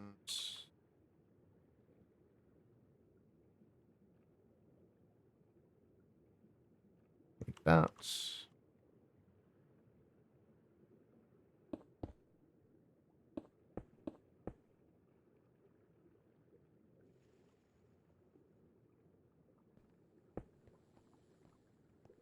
And then we're obviously going to need another laser on there.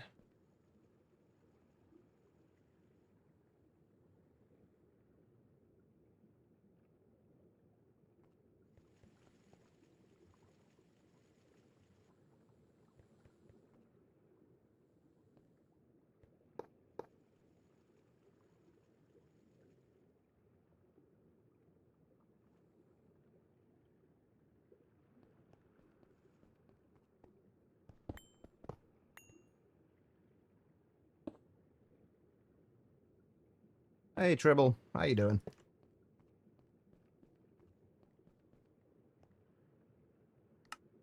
And give this some color.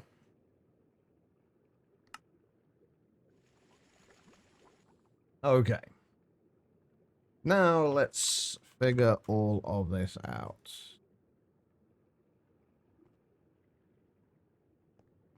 So we know this is going to be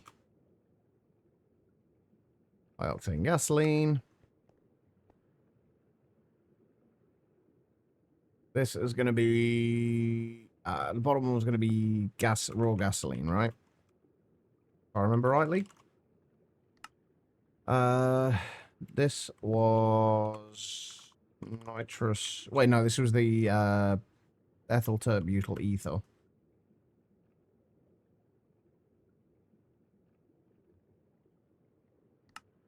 I have a feeling I've spelled that completely wrong, but... oh no, we're right.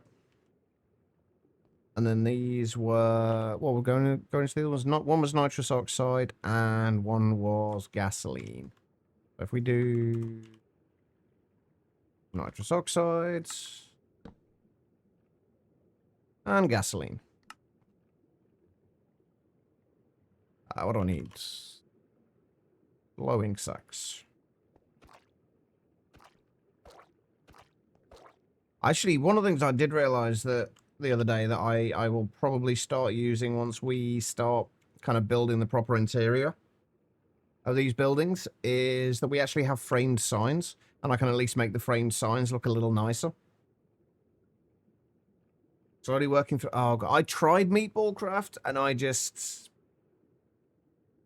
don't know. There was just something about it which just didn't sit right with me.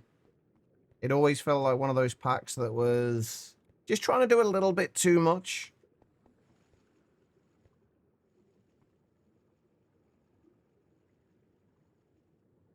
Okay, so raw ingredients that we need to send out. Let's just put a divider in there. Actually, let's do one that's going to be a little easier to differentiate. There we go. Put a divider in there, and then we need to send all of these base ingredients out. If we do them...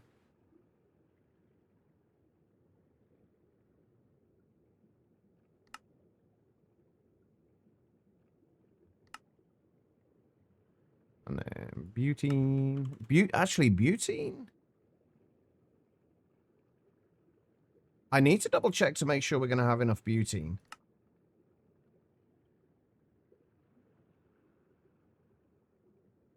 Because I'm not entirely convinced. We didn't check it. I don't think I actually checked that. I've got some methanol, and then... Oh, also ethanol we should probably check on, but... I think it's going to be fine.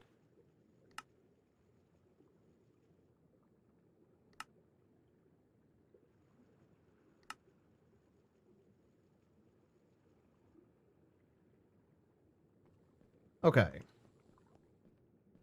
So, raw gasoline. What needs to go into this? Let's get rid of all those. So naphtha, refinery gas, methanol, and acetone. We're only going to keep enough in these for one recipe. So naphtha, refinery gas, methanol, and acetone.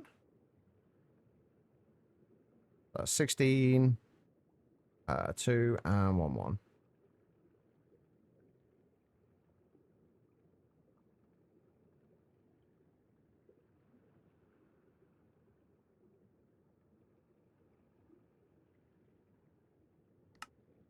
So that will go insert into there. This was... What are we doing in there? Oh, the ethyl terbutyl ether. So the ethyl terbutyl ether needs butene and ethanol. It's just one bucket of each, right?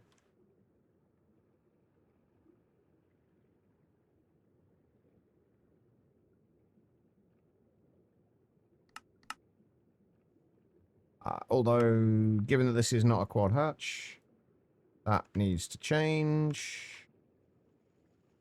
We need to put the ethanol into there instead.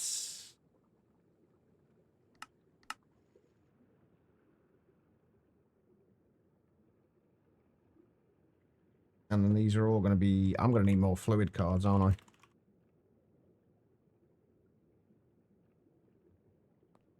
I? Okay. So... All right, what have we got going into there? That's the gasoline. Let's do nitrous oxide ones as well. Nitrous oxides...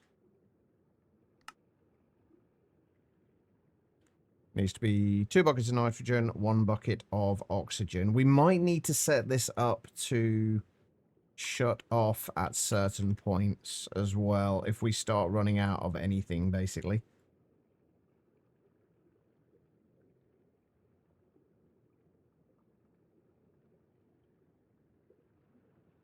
but we'll see how things go. We're gonna have to put. I'm gonna have to make monitors for all of the things that we've got going into this, just to see if we can make sure we're still making enough of everything that we need.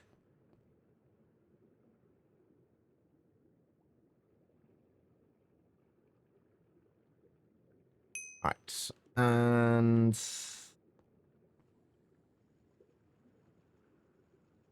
go into there, and then for the gasoline.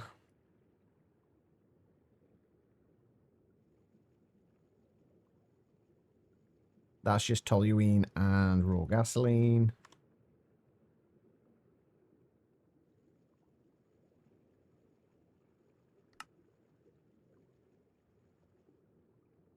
So 10 buckets of raw gasoline, 1 bucket of toluene.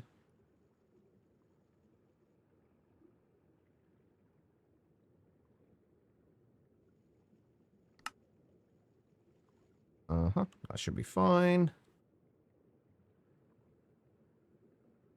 That's all of the inputs for those. Then we just need to do the inputs on here. That's the quad hatch. So for this, we need all these things. So 20 buckets of gasoline, 2 octane, 2 nitrous oxide, and 1 toluene.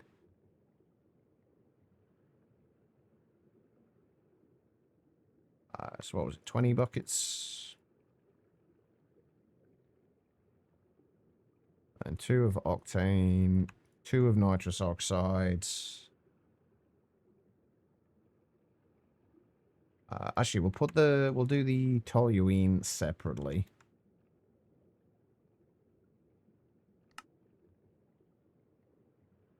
And 1 bucket of toluene. That should be all of the inputs to there. What we do need to do on these, though, is set them to work on a particular side, because laser nodes are a little weird with single block GregTech machines.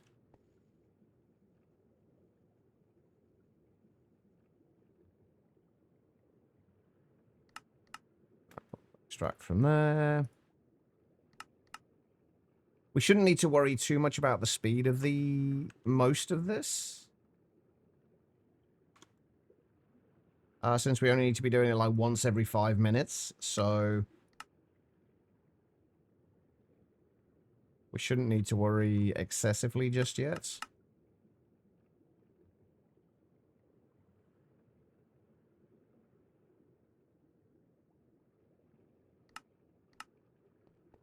And then we just need to insert into there on black, and then we'll do the extraction in a... We'll set these up to extract in a moment. For right now, we need 1 of these. And an emitter. And more covered cables.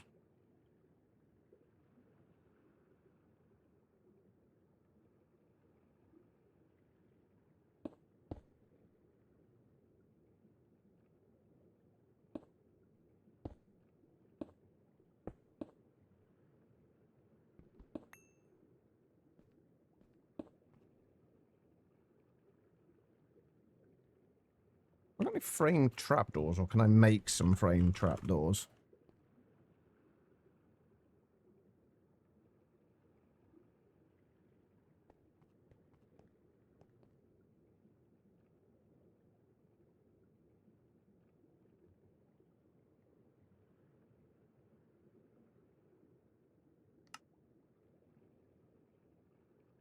Because that way we can hide stuff out of the way.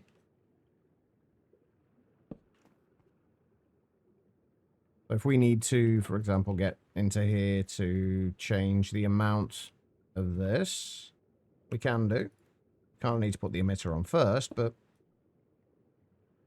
Right, high octane gasoline. If we just set it so we keep, say... Let's just do it for 64 buckets for now. And emitter signal when it's below that. And then invert that so it runs when there is a signal. Now, hopefully, fingers crossed, everything is going to work when we set this up.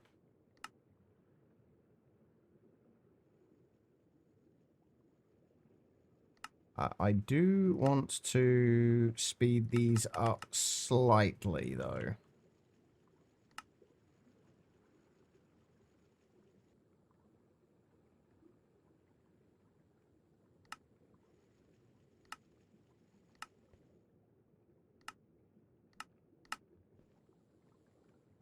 Now, obviously something's not going to work with this. That will kind of go without saying. But these things never work first time.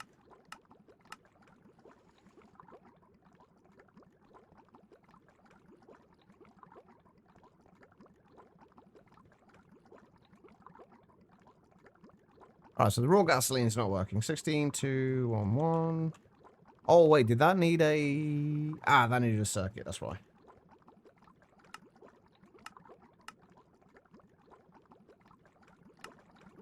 There's going to be things in here that need circuits. Like, I'm guessing the nitrous oxide also needs a circuit. Yep, circuit 4.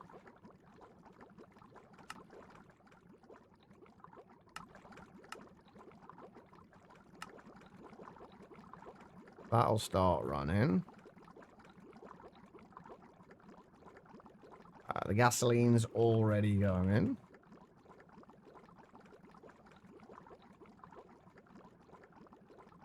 Okay, I think this just needs circuit 24.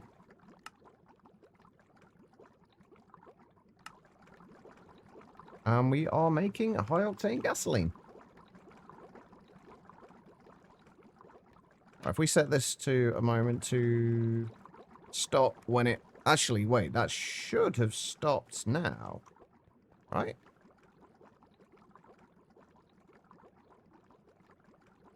I do want to speed this up a little bit as well. Just so we can extract a little quicker. Yeah, that shuts off. When now it's got 64 buckets in there, that has now shut off. But if we probably want to change this to, say, like 512 buckets.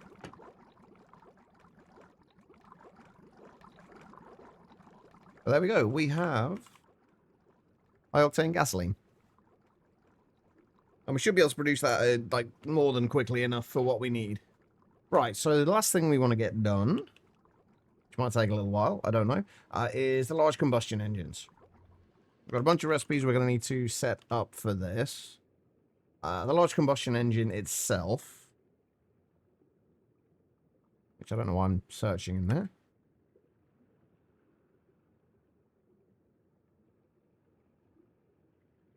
I haven't got a universal recipe set up for the IV circuits.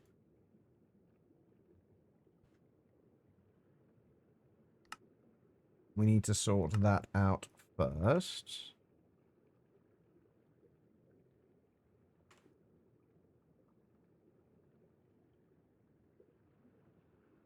Alright, so let's try that again. All of that is makeable now, except we do need to do extruder recipes for the gears.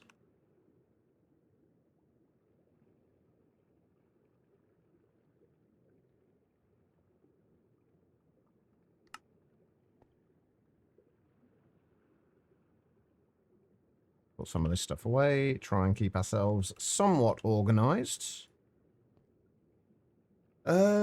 Right, okay.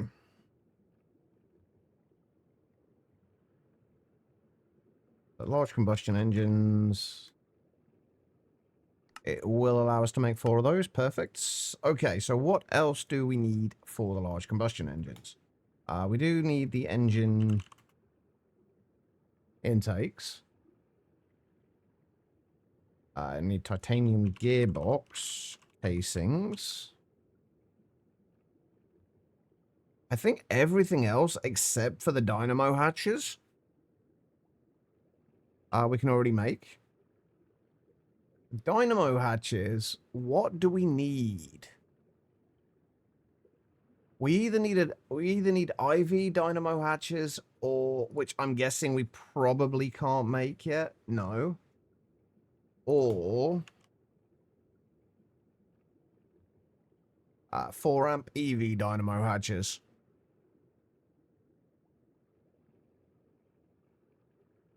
Which should allow us to do, because we're going to be producing 6,144 EU per tick, and we need to be able to have a dynamo hatch that can cover that. Now, I've just realized that we might not be able to do this. We can't quite yet, because we still need the MPIC chips. Everything else is fine. We just need those MPIC chips. Which we need phosphorus doped wafers for. Which we currently don't have. And it does mean we're also going to need another thing in there, which is a bit of a pain, but that's fine. Okay, so we are going to get slightly sidetracked now. We've already filled up on the high-octane gasoline. But yeah, we're going to get slightly sidetracked now in that we need to make phosphorus-doped wafers. I was hoping that we could avoid this for right now, but we don't need to, like, fully set this up. But we do need to get it set up.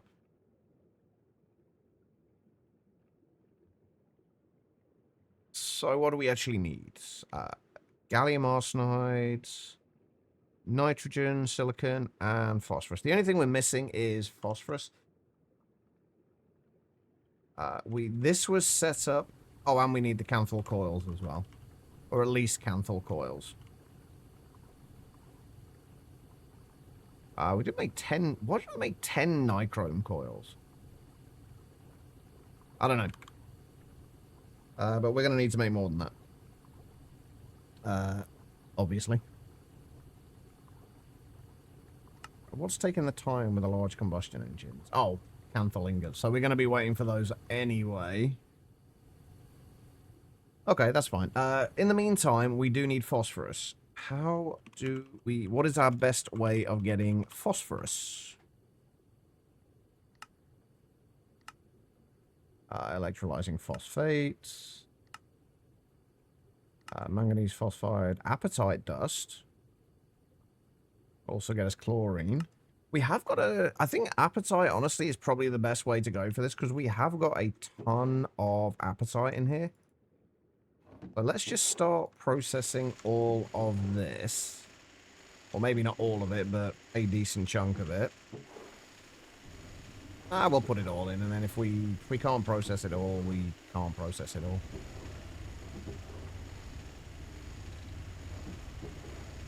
We might have to stop it at some point. Because I think we do get considerably more... Yeah, we get 8 crushed apatite, which means... You know what, actually, I am going to take a bunch of this out. Otherwise, we're going to be here for like, a ridiculous amount of time waiting for this.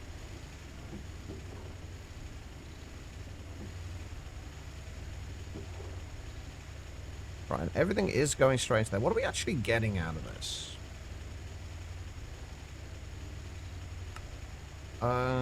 Tricalcium phosphate, and pyrochlor. So, phosphate dust is what we kind of want.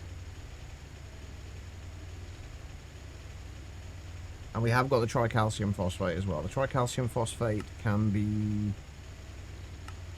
centrifuged into calcium and phosphate. Okay, that's not too bad. That isn't too bad at all. I need to turn that off now. These should not have uneven numbers in them.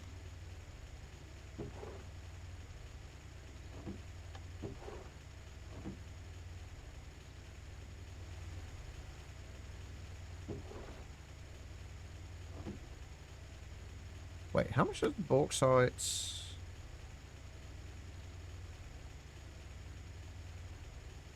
Why is that being a pain? Oh, right, okay.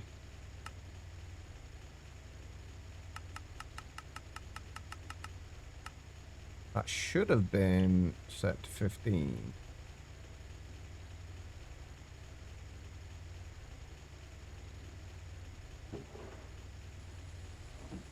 There we go. That's better. Okay. So... Okay, we are getting quite a bit of tricalcium phosphate and less in the way of phosphate. We don't need... We should have a little bit of phosphorus there already.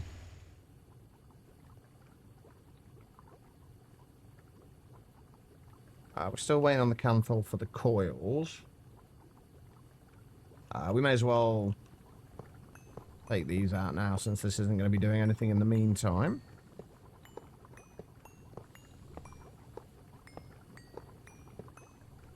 Let me just switch those out for the canthal coils when we get them. Alright, so from there, we just need to put these through the cutter.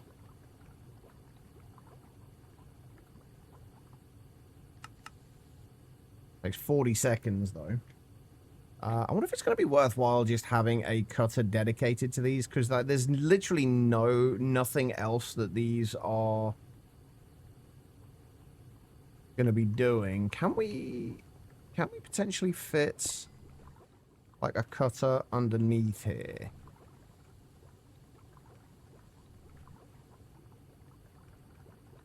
Maybe.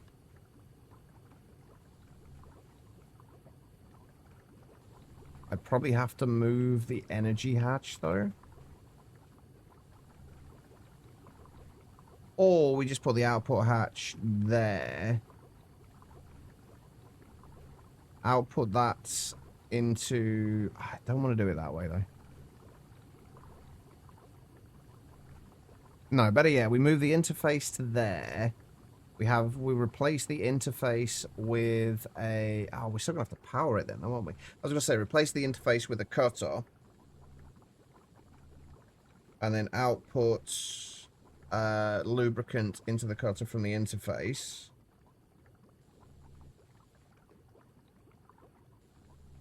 I think that's probably the best way to do it still. We just got to find a way of getting power into that. That shouldn't be too difficult, though. If we just use an advanced cutter, we've got the first 8 of our coils. Need 8 more. Yeah, if we remove that then, and that.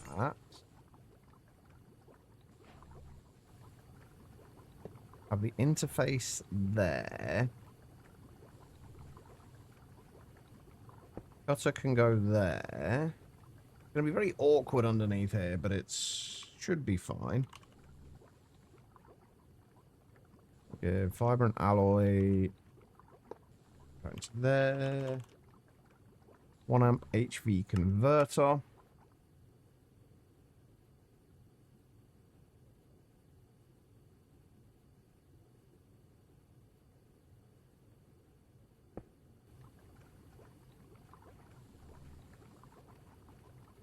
There it is. Alright. We'll go there. I'm going to need more energy outputs as well, aren't I? Am I going to be okay? It's a 45-degree angle, so that's actually fine to do. Anyone who doesn't know, all of my laser connections have to be in either straight lines or 45-degree angles. And if they're at a 45-degree angle, it has to be over a short distance. Otherwise, I can't do it. Right, okay. I'm going to move this out of the way for now.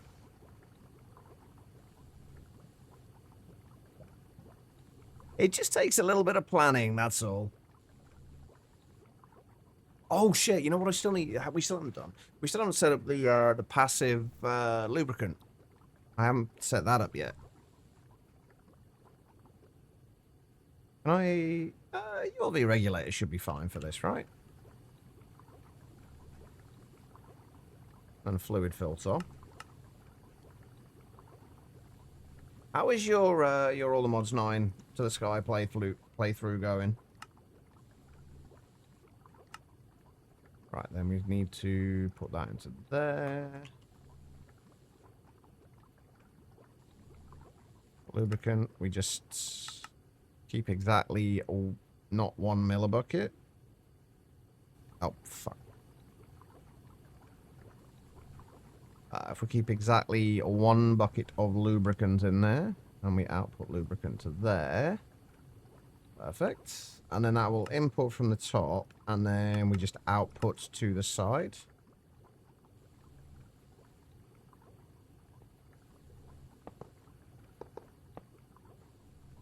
Right. 2 more coils, and then we're good. I can go back there.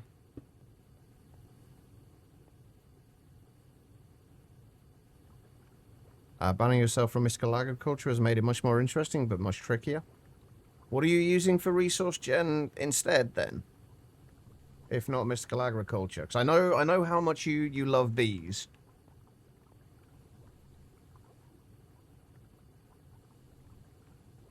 Oh, this does also need to be HV power as well, so we do kind of need to switch these out as well.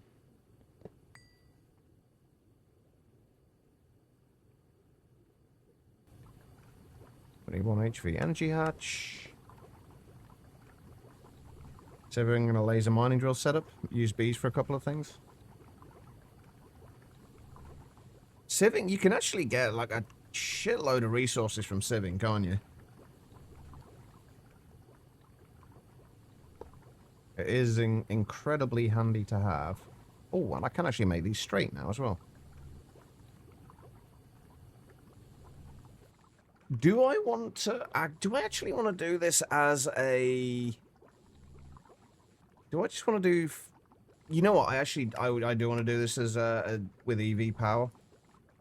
Rather than HV.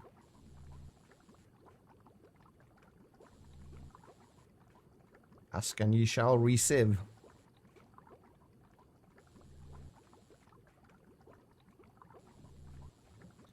Alright, there's 4-amp converter. We are going to need vibrant alloy cables, which we don't have a lot of right now. We only need 2 of them, so it's fine. Right, this can actually move as well.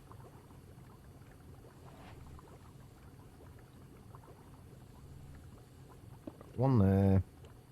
Yeah, this we're going to move over to...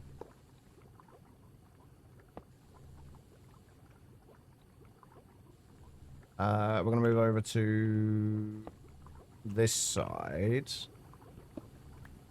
Which means we are going to have to move a lot of this stuff, including this.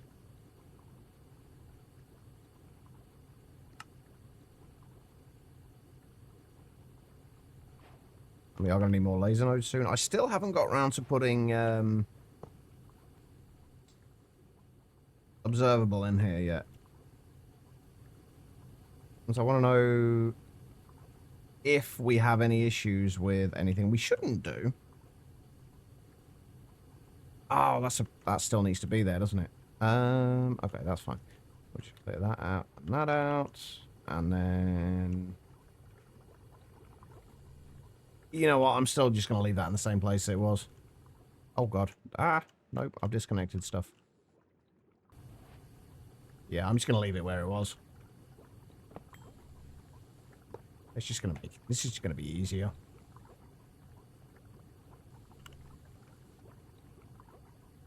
There's the other energy hatch.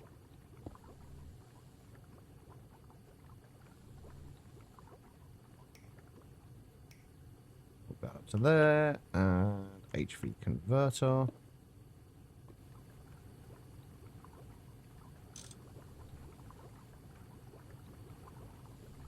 there we go. That has power. Power. It has canthal coils. What do we need? So, stack of silicon, 8 phosphorus dust. If we do just say 10 of these, that's what, stacking 16? Apparently we're completing quests. Yeah, if we just do 10 of these, so like stacking 16 of those, 10 stacks of silicon, and 20 small piles of gallium arsenide.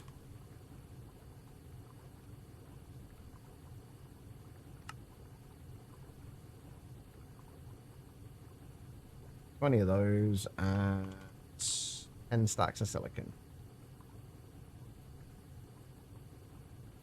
If we do that. Oh, we do. Oh, shit. We also need nitrogen in here. Don't. Wait, do we? We already have nitrogen in there.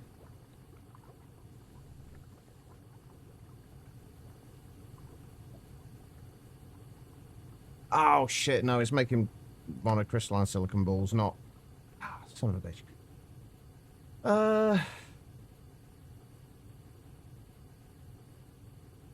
Because we have a circuit in there.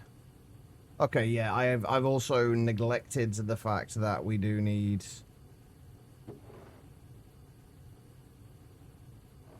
nitrogen in here as well. How are we going to get the nitrogen in?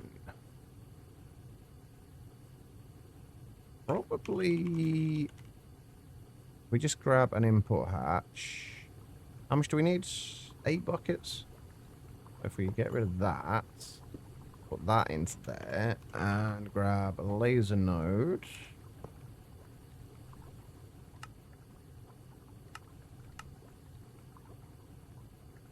And then we can insert... but yeah, I don't think we need to limit the amount that goes in here. We do need to limit what's... We do need to filter it, though.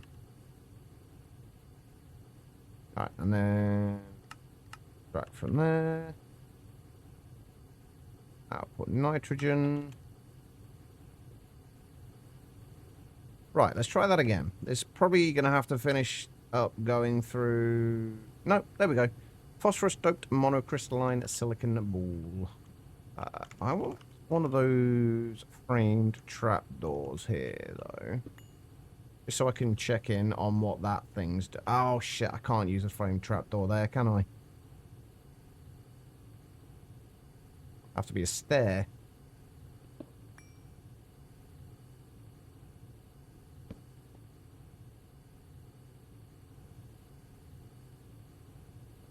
And when that's done, which is going to be in like 300 seconds,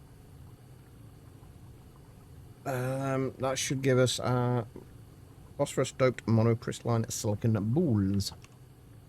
Then those are going to give us 32 wafers each, and then... Yeah, we're just going to need to sort out... What is it we needed in here? Ah, yeah, the MPIC chips. That's kind of what we're working on. I want to wait until this has gone through one thing just to make sure this is working okay. Unfortunately, that means we're going to have to sit here for about 4 minutes, but that's fine. There's other things we can be doing. Namely, looking at what else we need to do for these. And if there's anything that's going to be a problem. That should be fine. Hey, Tyler. It's going all right. How are things with yourself? We've still got to get the lubricant passived. We've got like 2,754 buckets at the moment, but we're going to need more. These do only take like 1 bucket per hour, so we're already going to need like 4 buckets of lubricant per hour, but it's easy enough to make as well. All we need is just a brewery and probably use redstone since we can make plenty of that. Oh god, I've just remembered there was something I needed to fix. We're running out. Well, we're not running out of coal yet, or at least I don't think we are. But we're starting to, because we are using more coal than we're making right now. Mostly for phenol. And since we're at like 2,000 buckets of phenol, I think we can probably turn off the pyrolyzer oven that's making it.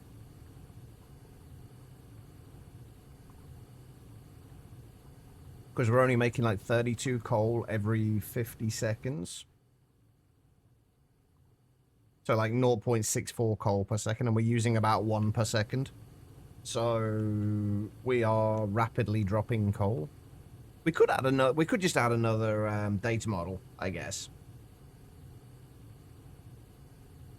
But honestly, I'd prefer to just shut off the machine, because at least that way we're not using any power.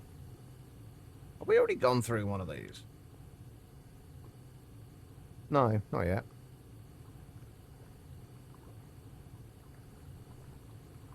I've got quite a bit of appetite, doesn't it?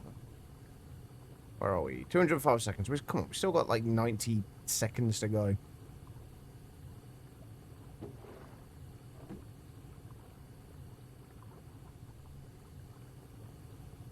Yeah, that's the plan, Samedis. Just level limit it.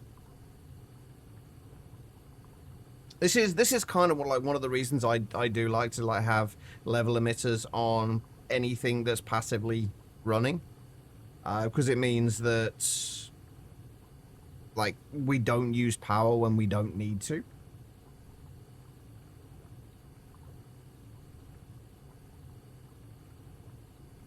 Not the power is difficult to make in this pack, but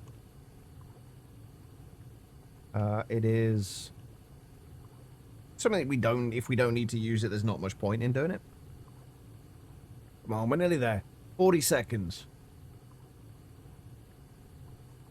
Oh, wait, hang on. If we're making 10 of these, that's going to give us, what, 320 MPIC chips?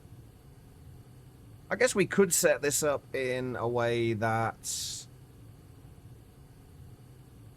we make these request craftable.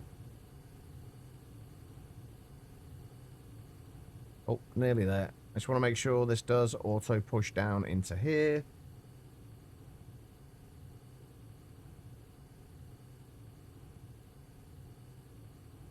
There we go. But it is also not cutting it, because this needs to be EV, doesn't it? This is going to need to be EV. No, only HV.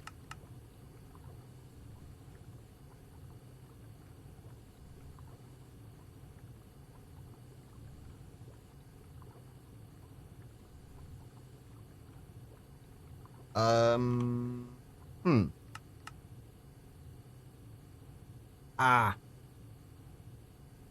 Well, that explains it. That was all pointless. For some reason, I always miss the whole requires clean room thing.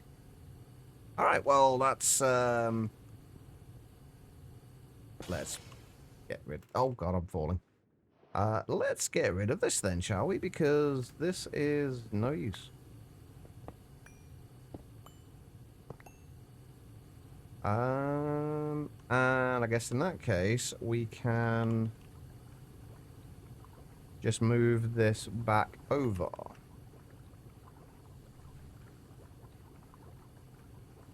There. And everything is back to normal.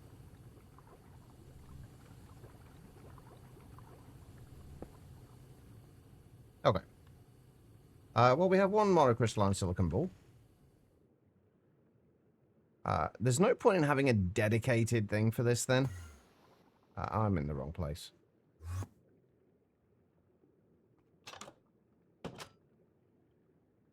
Apparently, I can't get through doors. Right, okay. Is there an easy way for us to do this?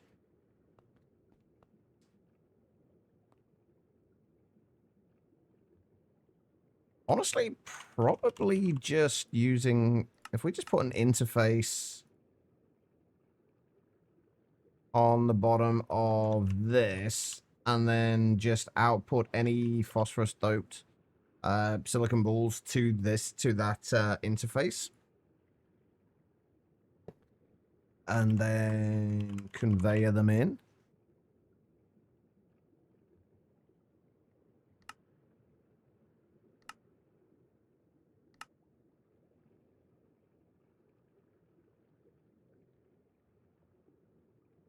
Oh, except we can't do that.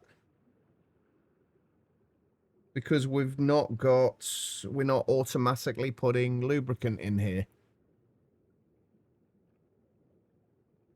I guess we could change all the recipes we've got in here, take the lubricant out, and then just manually feed lubricant in. And then have the interface there instead. I think that's going to be the way to do it.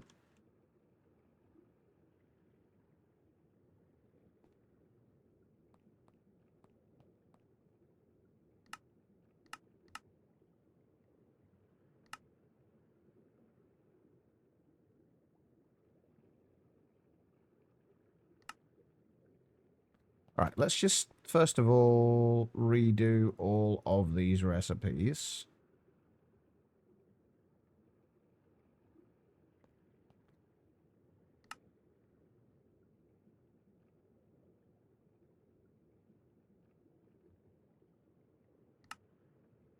And just remove lubricant from them. Since we're never going to be changing the fluid that we use in here, I think the only fluids that can go in are water, distilled water, and lubricant. And since we're going to be passively generating lubricant, that's going to be an easier way to do it, I think. It does make it slightly annoying having to do lasers for everything, but that's fine. But we don't. There's no point in keeping more than like one bucket of lubricant in any of them. You never use a huge amount of it.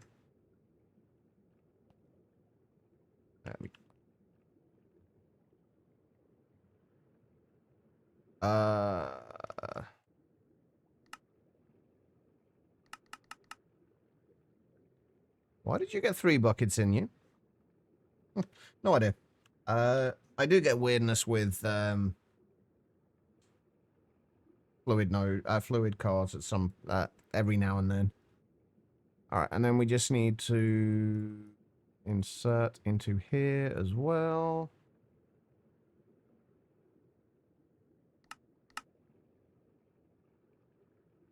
I don't think we need to do. I don't think we need to filter this at all.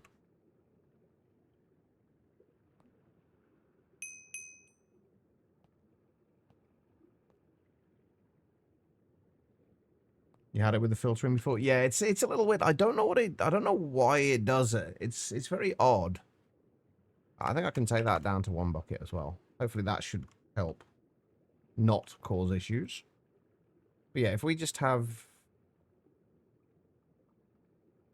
those set up, and then they should just get automatically pushed back in there as well. And then we output those to there.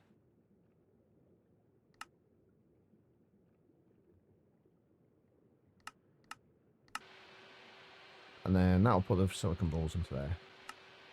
Set that to round robin so that it will round robin it. And that should be fine. Right, before I forget, let me do the pyrolyze oven.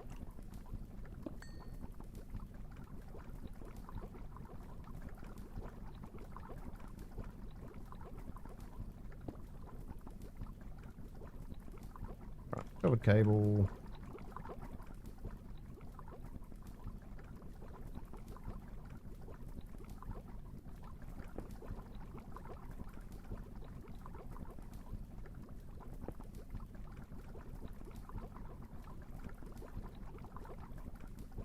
Right, we need emitters.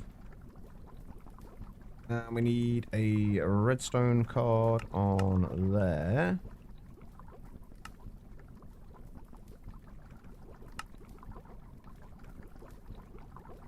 And then we set this to only output on a high signal. And then we're going to take those out of there. And I guess we should limit what's going into this as well, coal-wise. Just to, like, 32, maybe?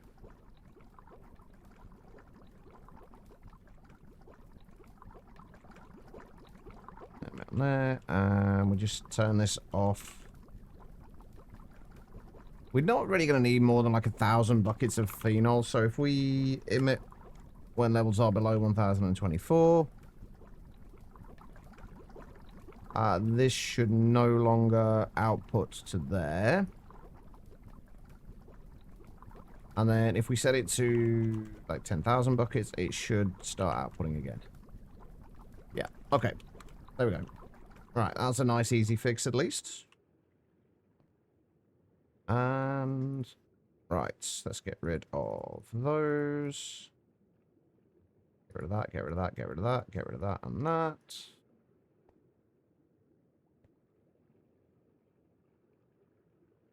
And those can go back into there. Right, so the MPIC chips. Oh, that does mean I'm going to need to upgrade my cutters, though. We need EV cutters for this. What do we need for the blade? For the EV cutters? Ultimates. Okay, we're going to have to do this when we get back from break.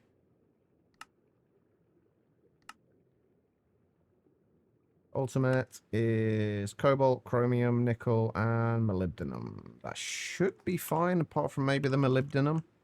We've got a little bit. That should be okay there. All right, so I need to go on a break. So I'm actually almost on time today.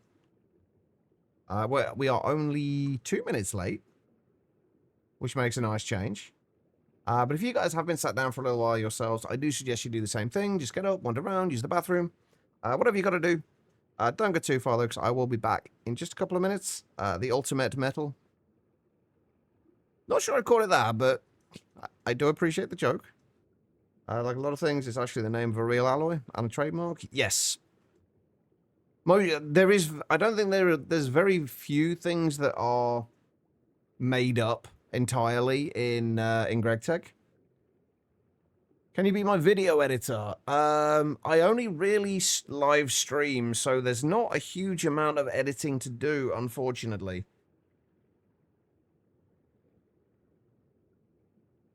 Yeah, Invar and Constantin are as well, yeah.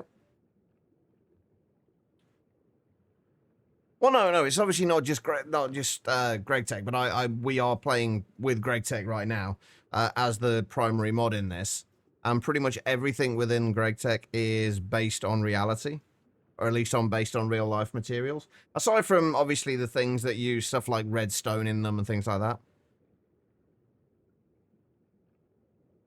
I appreciate the offer, Firex, but I am okay. Anyway, guys, I'm going to go and take that break now. I will be back in a few minutes. I am going to run some ads during the break. I'll only ever run these during the break, though, so you shouldn't miss anything.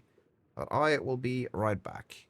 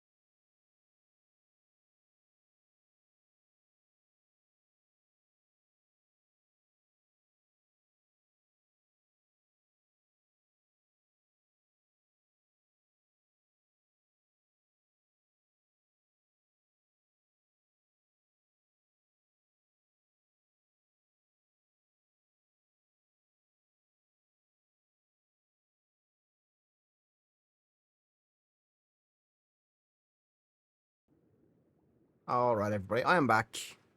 Thank you all for sticking around during that break. It is greatly appreciated. All right, where were we? We were making EV cutters. Thank you for the welcome back. Only thing we can't make at the moment is the ultimate buzzsaws. So let's sort that out. Gears, which means we need ultimate ingots, which means we need to be able to make this. And it does take helium rather than... one of the things I need to redo is that 2x2 EBF setup, just so I can set it up so it can send out different gases and fluids when needed. So at the minute, it's just we've got nitrogen in there by default, and that's it. It's not overly useful. Right, so ultimates. We should have everything we need. Cobalt, chromium, nickel, and molybdenum. Cobalt, yes. So I've got over 3,000 chromites. Molybdenum we don't have a lot of, so I kind of would like to see what we need to do in order to make that. Or to get more of that, what we actually need to process. And it was circuit 1. That will go in there. Also, can we actually make this? Yeah, we only need Canthal coils and HV power, and we've got EV going to it, so we should be fine with this. Alright, so we need to do that. Except we need to replace that with that. No, not 4. Just the 1. I need to replace that with that. And that will be in circuit 1. And then we need to make the gear. And then we need to make the buzzsaw blade. Alright, so that'll go in there. That will go in there. And that will go in there. Okay, right. So let's make a recipe for the cutter itself. And that way, we can replace the ones that we've got in there. So we just need to make 2 of them.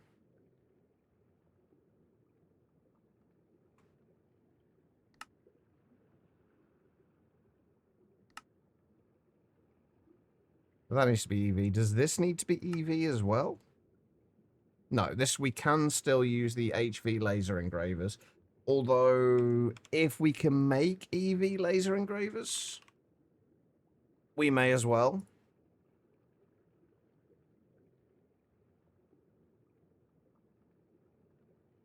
You should be able to.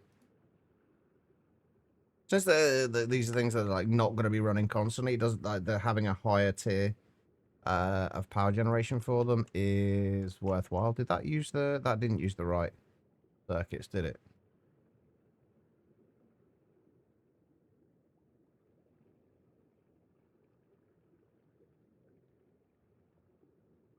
I've not found a way of making it automatically choose the universal recipes. I tried setting the PAM providers for the circuits for making these circuits. I tried to make them. I tried changing the priority of them, but it unfortunately did not seem to help.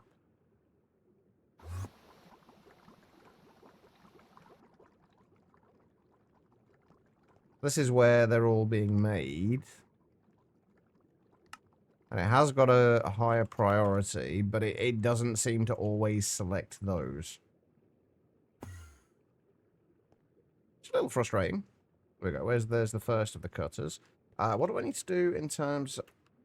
Oh, wait a second. Can I...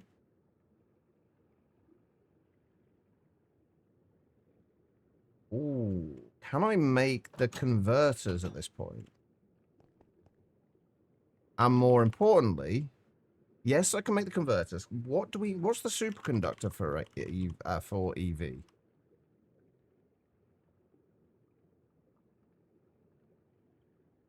End steel. We did set up end steel, didn't we? We should be able to make end steel.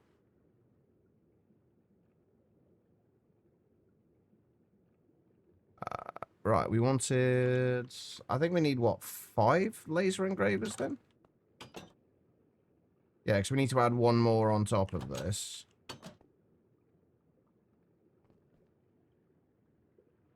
What's taking the time for that? I don't know, but it's done now.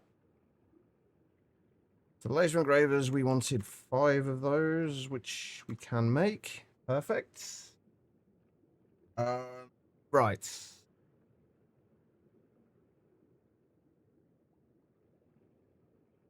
So we need to be able to make end steel wire as well.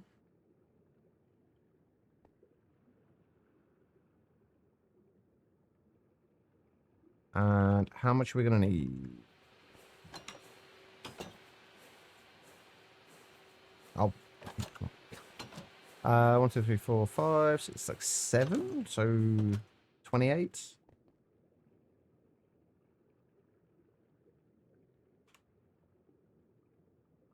I don't want to make any more than we actually need to make at the minute.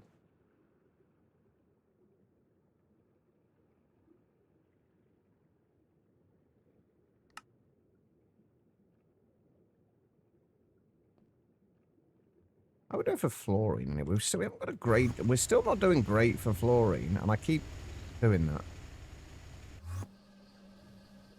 Right, we had the fluorine set up here. But everything seems to have... Oh. I was going to say, everything seems to have stopped. And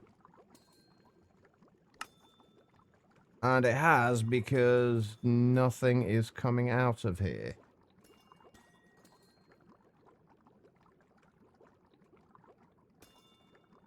Because we're not extracting the... Shit. I did wonder why we weren't getting any more fluorine in. Right, we need to filter that for thorium, which I do need to double check and make sure we have storage for.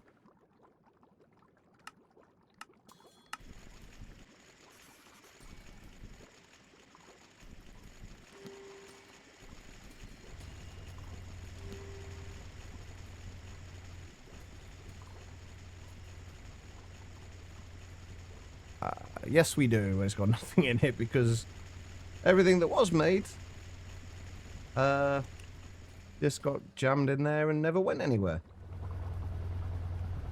Oops. Also, hey, this is good. This is good. We're backing up on everything in these now. So these will be running at their actual speed. And we could probably speed some of those up to HV as well, which we'll likely do once we have a little bit more power. Right, we've got the laser engravers. We need 2 4-amp EV converters. We are missing 4X aluminium wire.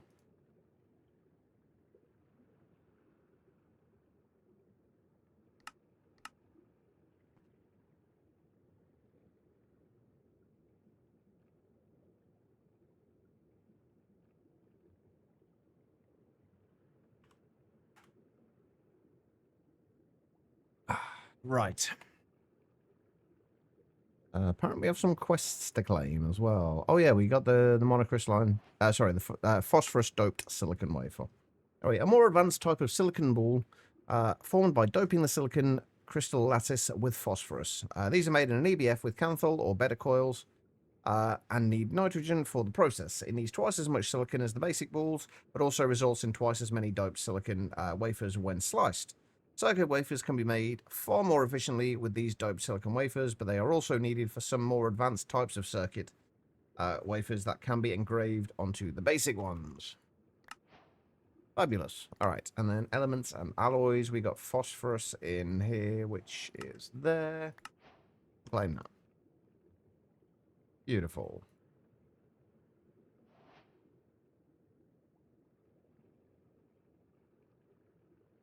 We should have everything we need now to switch all of this over.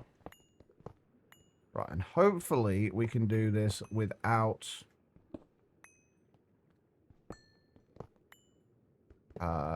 destroying any of our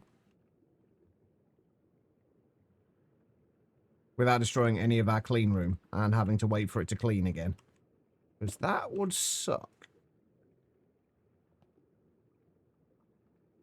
Right, we should be fine doing this.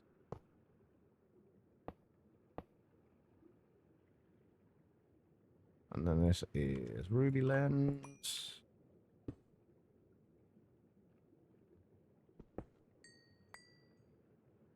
That was the emerald lens. Diamond lens. Don't go uncleaning my clean room, Tribble. This thing takes bloody forever to clean.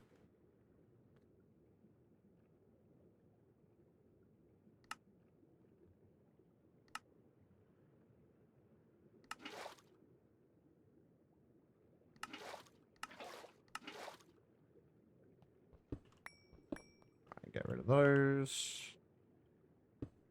Place them with those.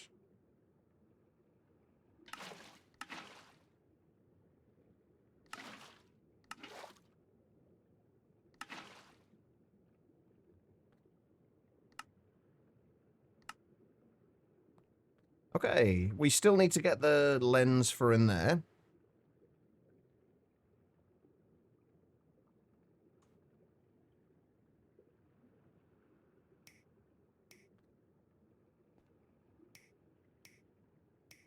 I can't actually remember what lens we need, however. What lens do we need? We need a brown lens, which I'm pretty sure we have not got already. And I'm assuming we can only do this with brown dye and a glass lens. We have a glass lens there. I'm not sure why we have just a regular glass lens. Can that actually be used for anything?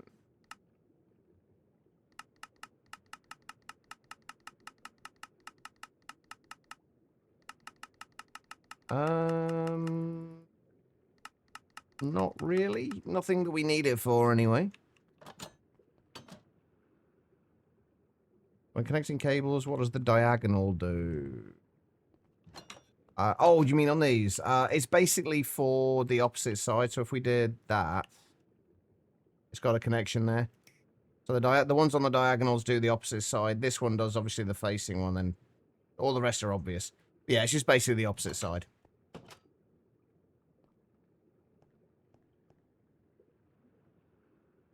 Okay. Let's get rid of all of those. And let's go and get some brown. Oh, how are we going to get brown dye?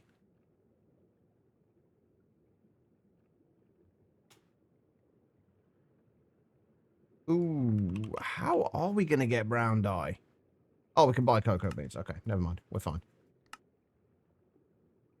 How many do we need for this? There's just one brown dye. 288 millibuckets. Yeah, one brown dye, 2 salt, and a little bit of sulfuric acid.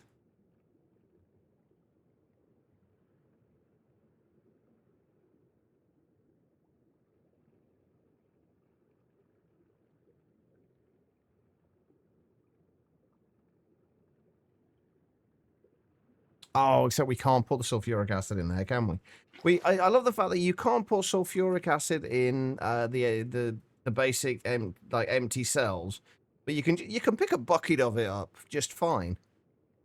That makes perfect sense, right? This is in a chemical bath, right? That's an autoclave. We do not... Ah, we do have a chemical bath. Never mind. Wait, no, that can't be right. Nope, that's not right. That's once we've got the dye. To make the dye, we need a chemical reactor, which... Huh.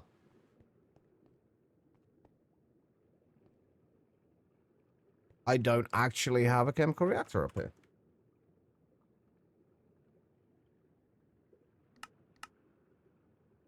Fair enough. Right, while we're waiting for that... Holy shit, we've gained naphtha quickly. We definitely need to process this quicker.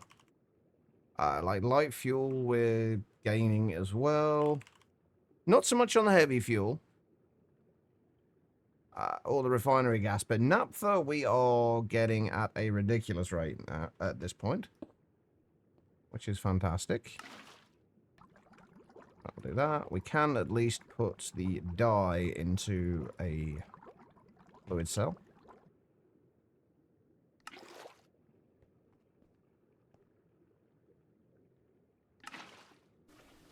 And then we can grab ourselves a lens. We need another pattern provider. I can't imagine we're going to need anything more than just a basic one.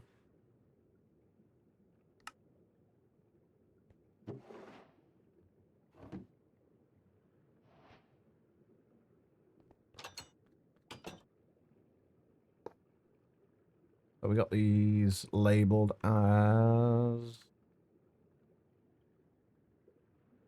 And that...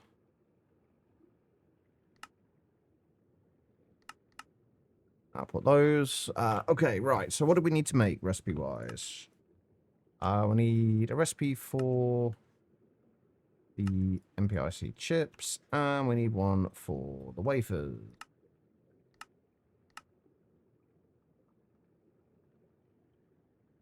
That'll go in there. That'll go in there. Make sure we can do this.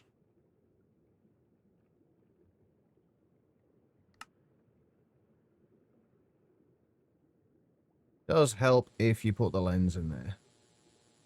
Like, even at EV, it's still like 23 seconds. Oh, I can't wait till we get the multi-blocks. It's going to be so much nicer. And so much easier to upgrade as well. Okay, right, so that should be all of that. Oh, we wanted to look at where we could get molybdenum, didn't we? Should we need it for anything?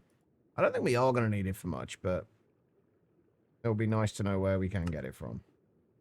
From molybdenum ore, molybdenite, scheelites, which is something we need to get more of. Molybdenum, that's probably where we got it from before, was the scheelite, because we needed that for tungsten.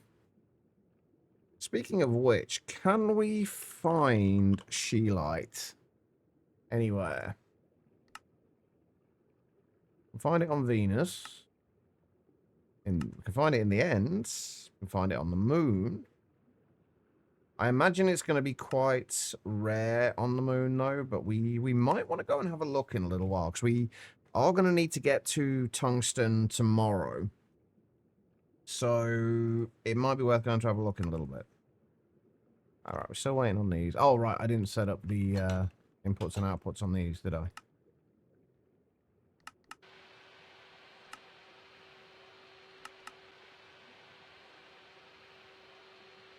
And even that's still taking 45 seconds. Ah, the joys of GregTech. All right, so that's all that sorted out. That means we should now be able to make the dynamo hatches.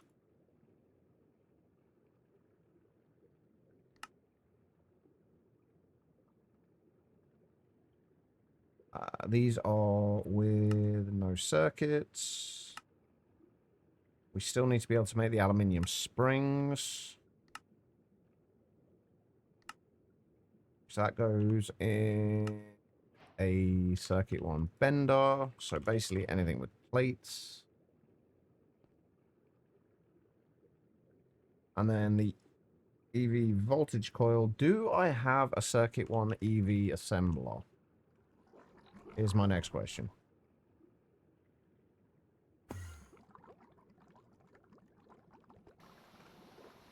We've got no circuit 1. That's also no circuit. That's circuit A. That's circuit 1. No, we need another...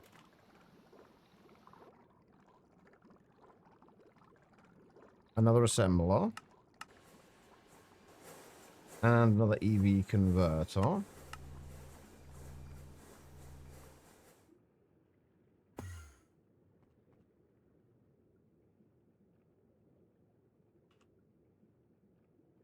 We also need... So that's going to be a circuit 1. And then we need platinum wire. Or platinum fine wire, rather. Which we need an upgrade to the pan provider.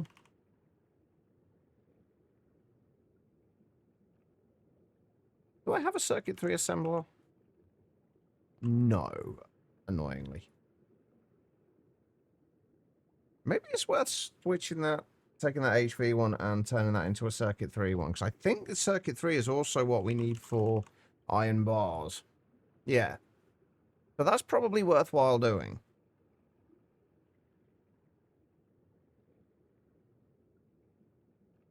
Then what else are we going to need to do? Everything else should mostly be fine. We're still waiting on this. What are we waiting on for this? Canthal, again. Right, while that's doing its thing, we also need... What else do we need? We also need to do the recipe for this.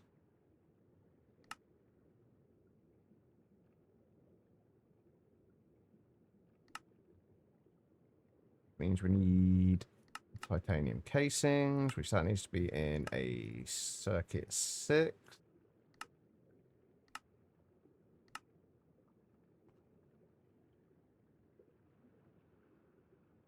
The casing goes in circuit 6. Frame goes in circuit 4.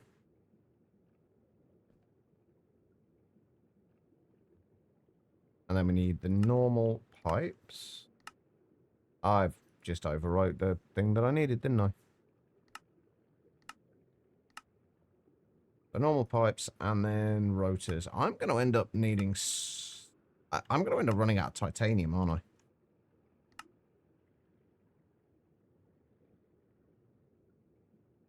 We do need to start thinking about...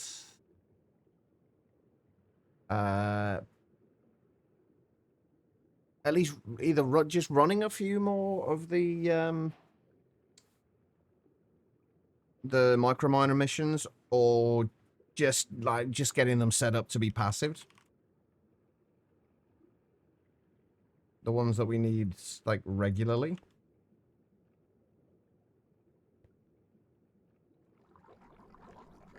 Right, let's switch this over. So this was circuit 1, right? Yes.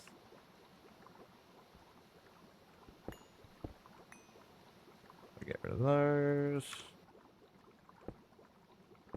Replace it with that. Circuit 1. There we go. Right. And we'll add this back into here.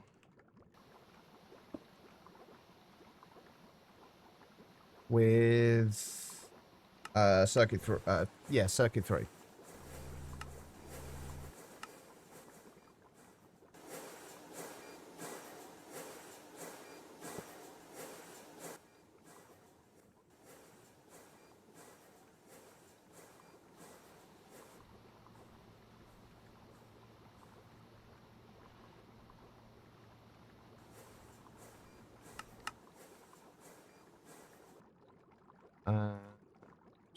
Up to there.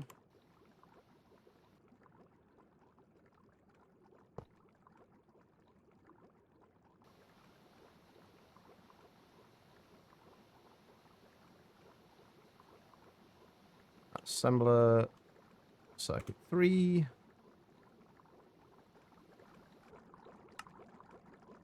Should all be sorted. Okay, right.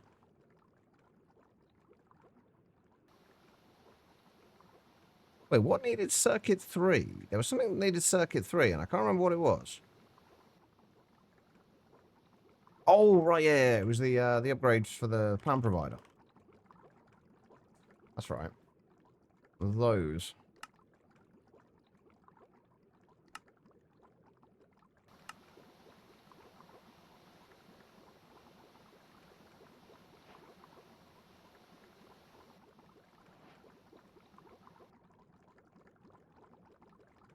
I'll make a few of them.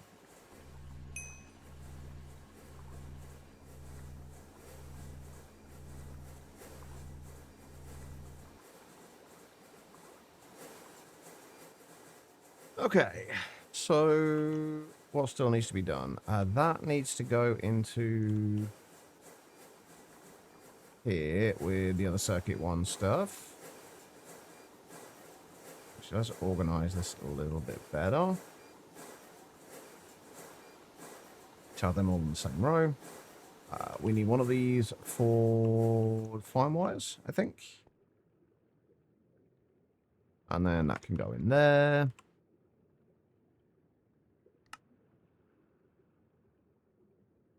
That should be everything for the dynamo hatch.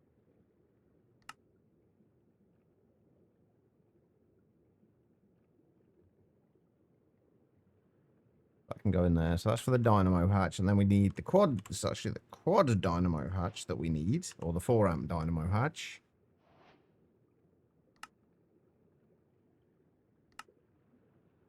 Everything else there should be fine. That just needs to be in a assembler with no circuits. So basically in there.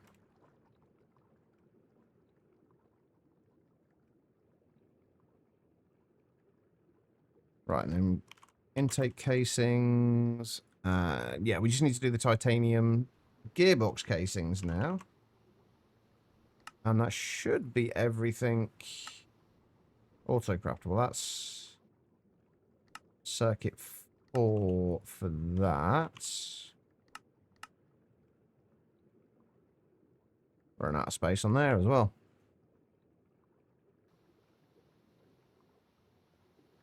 Right, circuit 4. Which one was it? Circuit 6, circuit 4. You know what? I'm actually going to do the circuit 6 one as well, because we're going to need that too. I don't know about circuit 8. Probably are going to need that as well, actually, come to think of it. So we'll upgrade that one too. Okay, so is that everything now? Oh, no, we've not done the lubricants automation yet. Which we basically just need to shift this over. Get rid of that. The rest of this can just go, but we'll tear that down in a moment.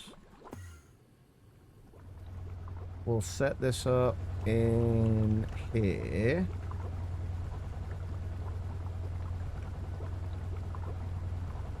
Just need a 1 amp MV converter.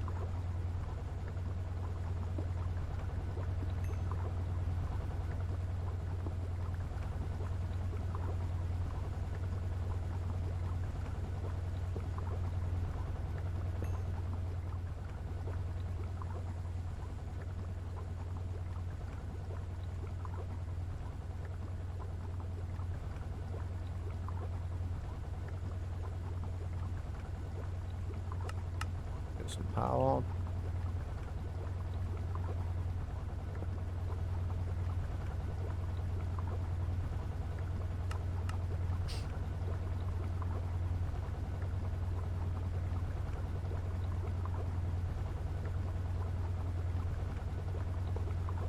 Well, I'll go there. And then we need cable anchors again. Again, it's another one of those little things that like I always do, but it like really doesn't matter. Like having the cable anchor there so it doesn't connect to the interface. Like, it doesn't matter at all, but it's just something I like to do to keep it neat.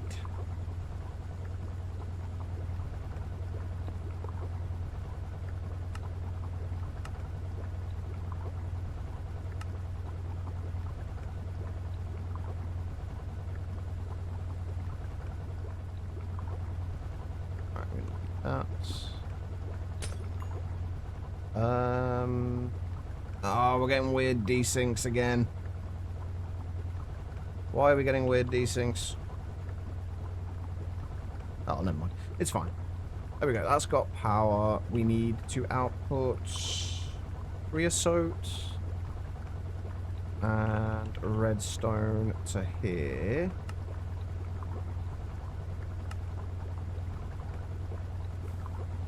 And we want to turn this off on 2 scenarios, I think. 2 situations. Basically, if we don't have enough redstone for whatever reason, or if we have enough lubricant.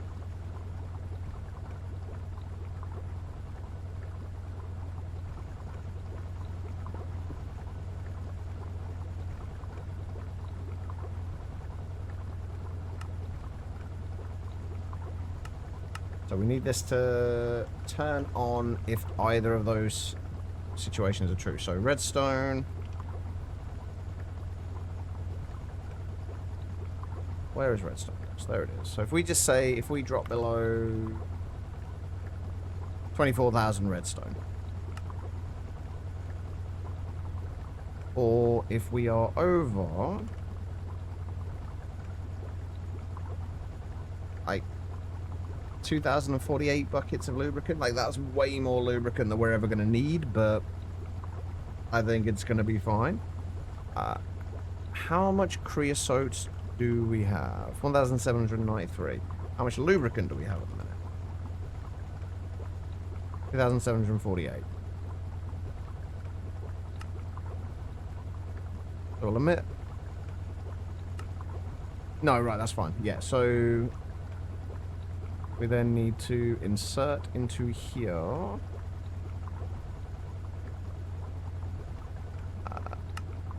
Item-wise, we don't want to put any more redstone in there than we need to. So if we just put like 8 in there at any given time. And then fluids. I can't imagine. I don't think we're going to be using creosote for much else. I don't think we need to worry about limiting that.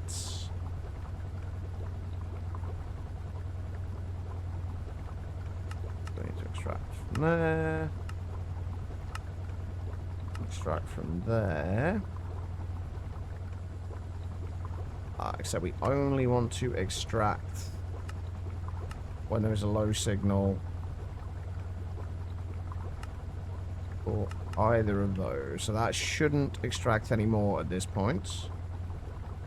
And then we just got to bring the output of this down into there. And there we go. I do have a storage cell for lubricant, right? Yes. Good. Okay. Right, so that is passive lubricant. Do I have anything else I need to craft? Titanium machine casing. I think we have. Yeah. Okay, right. So let's go and figure out where the hell we're going to put these things now that we can make them.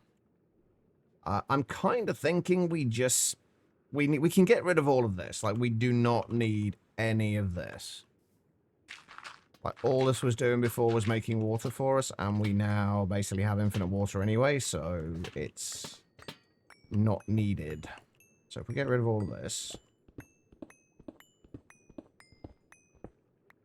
But right now, we'll just replace it with dirt.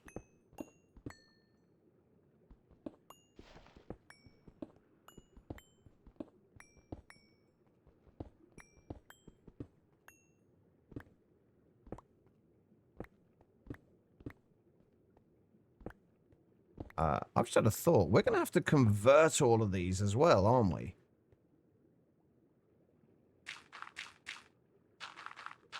Yeah, we're going to have to convert all of these to FE.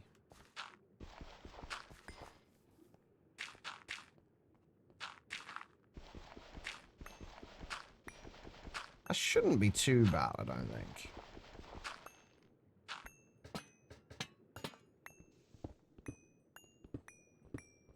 We're just going to need four 4 amp EV converters as well.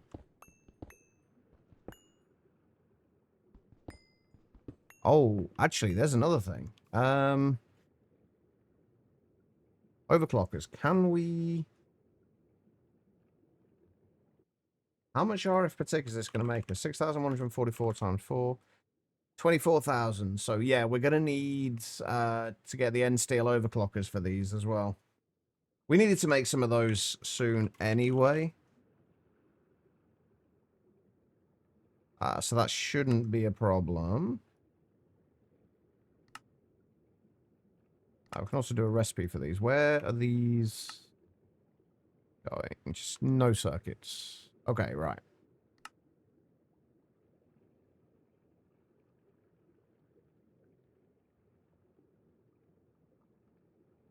I can go in there with the rest of the overclockers.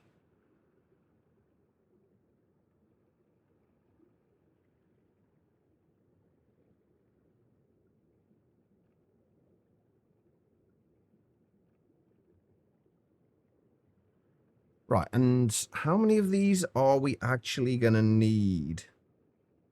Is the next question.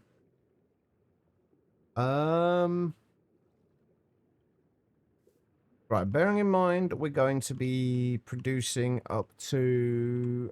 I think what we're producing at the minute is about 100,000. Yeah, 104,950.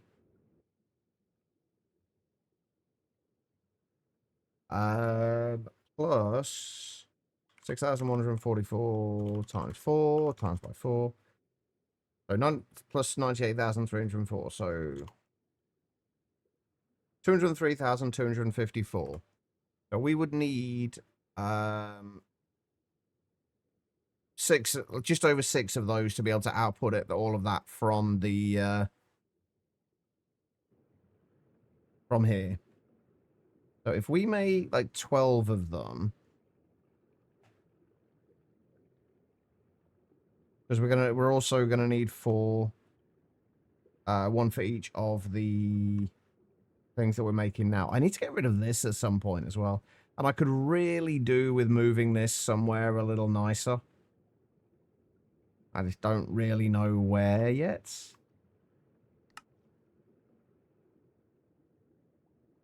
Plus, I also don't want to mess with it because it's going to mean having to redo all of this, and I can't be bothered.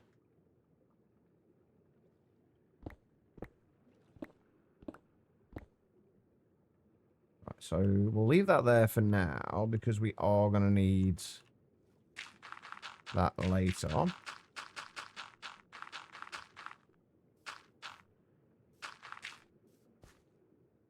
Okay, so the lowest combustion engines, we can wall share with these, but only on one side. Because there's a bunch of hatches we need to fit in, and they can only go on these central blocks. They can't go on kind of like the outer frame of it. So they can't go on any of these blocks. There's only like 2 on the top, 2 on the side, 2 on the bottom, where they can go. And we need an import hatch for fuel, an import hatch for oxygen, an import hatch for lubricants. We need a muffler. We need a maintenance hatch. That's what, 5? So 3 import hatches, muffler and maintenance. So yeah, 5. And we've only got 6 that we can use. So 2 on there, 2 on there, 2 on there. If we're assuming we wall share. Which I would like to do with these, since titanium we don't have the hugest amount of. But let's figure out exactly what we need and how much space we need. Alright, so if we do this, let's say... And also, while we're doing this, I want to make at least 9 more of these.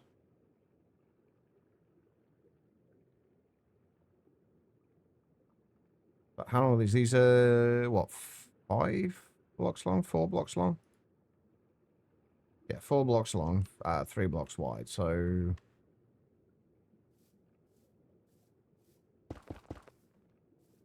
So if we have 2 of them together, it'll be across like that. That would kind of be the footprint of them.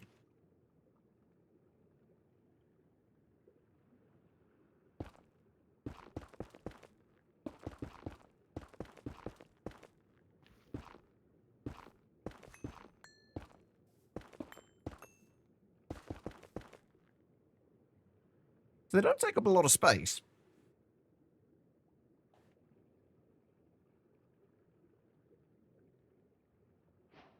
And we could easily... Oh, that was quick for the vibrant capacitor banks.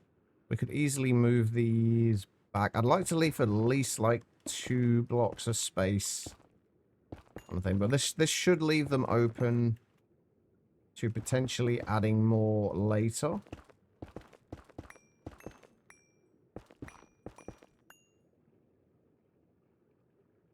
Although not too many more.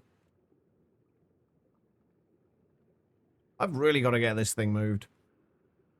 Figure out where we want it.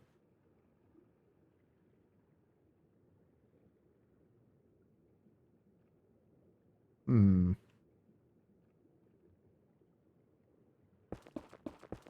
yeah, if we did want to add, say, a second lot of these on, we wouldn't have the space at the moment. I say we wanted to add 8 of these rather than 4. I don't think we're likely to do that. We're probably going to upgrade to the extreme combustion engines before then. But we may also want to do more than 4 extreme combustion engines, so we need to make sure we have the space for things here.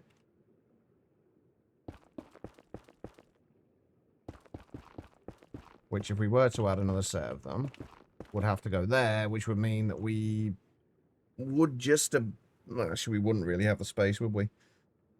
Ah, hell.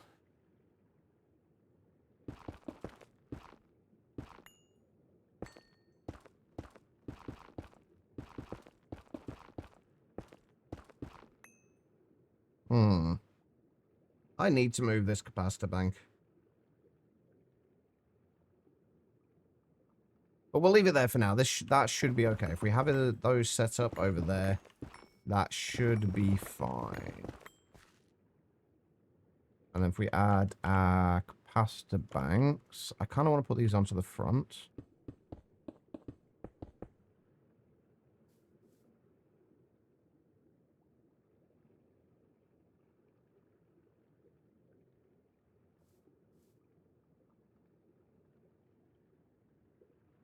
And that can store 216 million RF, which is not a lot. 54 million EU. Which is not a huge amount, but it's something, I guess. Okay, those overclockers came in incredibly quickly, by the way. So what we kind of want to do is...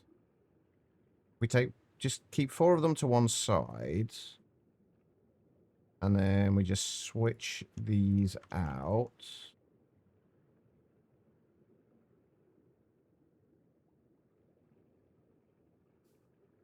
We'll start at the bottom and go up from there.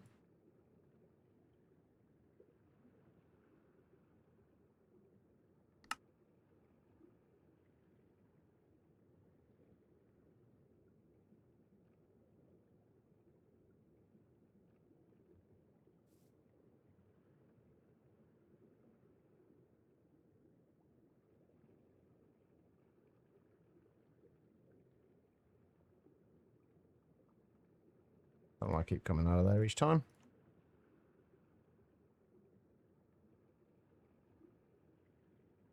That should mean we can at least extract from there quickly enough. Okay, right. So what do we need? We've got the 4 combustion engines themselves. They can go there, there, there, and there. Actually, you know what? If we move these back a little bit... Oh, wait, are we going to have space if we move them back? Because we... Yeah, probably are. Because we still need to fit the dynamos and the converters and what have you in at the back of here as well. I think we can move these back by a block, and then at least we've got a little bit more space in between them.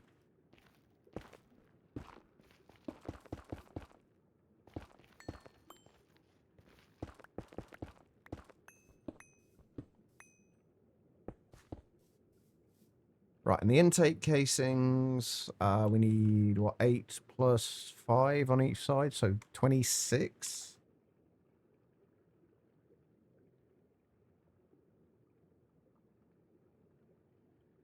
We're going to need 4 maintenance hatches. We're going to need 4 muffler hatches.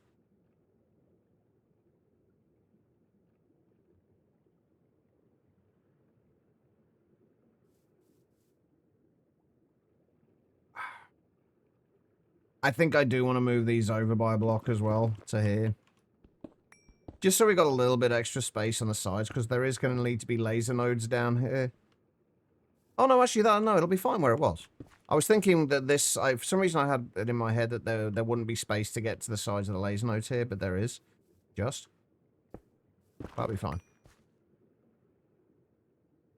Alright, so what else do we need here? We do need 4 of those. We also need 4 4-amp converters. We're also going to need to be able to turn these off as well. So we're going to have lasers underneath these. Basically mirroring what is in here.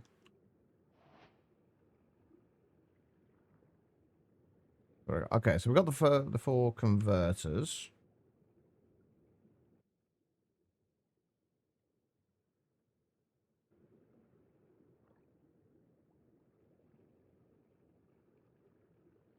I've got 2 of the maintenance hatches. I think I want to actually kind of like knock out the bottom of this now. Just 'cause we're going to need to get underneath here.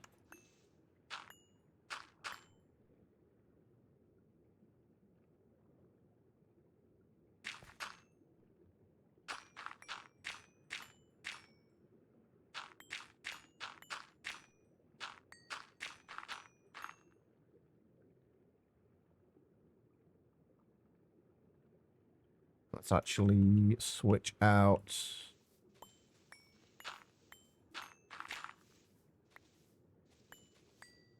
Oh, do I want to move these across? Just... Yes, actually I do. God damn it. I keep changing my mind.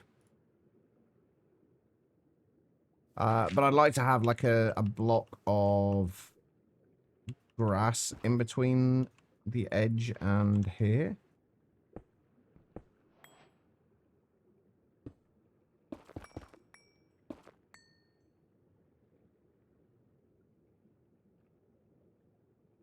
I would like for there to be a bit of a board around here. This will probably turn into a similar thing as this eventually, but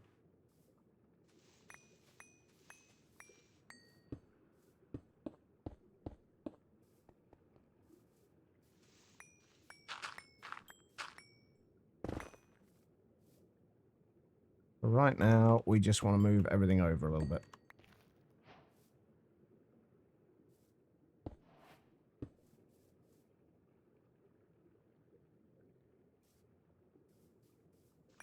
That's wrong already.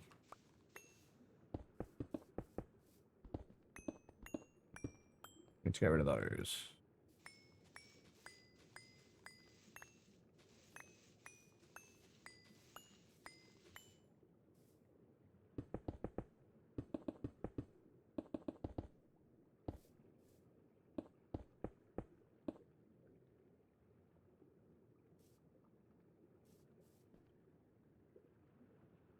Right, so what have we got now? We've got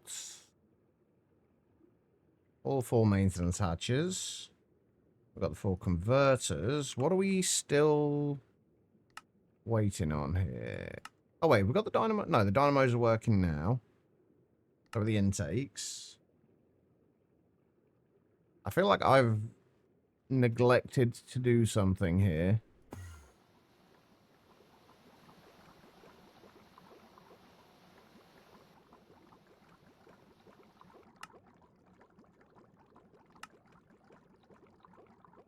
No, that's fine. What?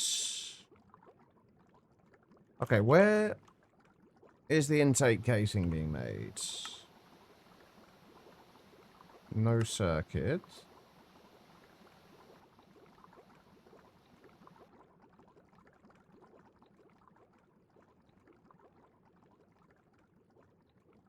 Oh, God, where's that gone?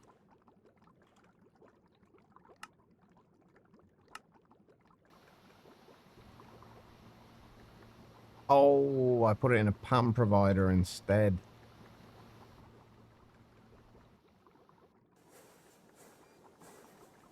That's better. That's a little bit more like it. Alright, what about the dynamo hatches? What have I messed up with these?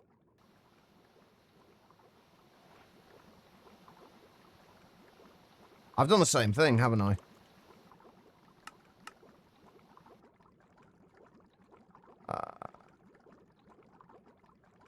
Yeah, I put one in there. Okay, where does that actually go? That's a no circuit as well.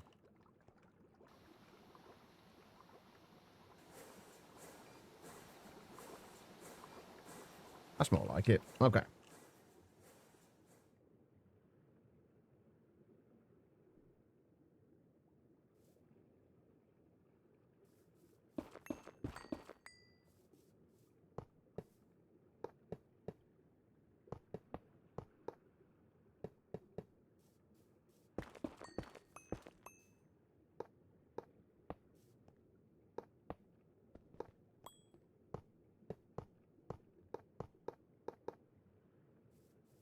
Okay.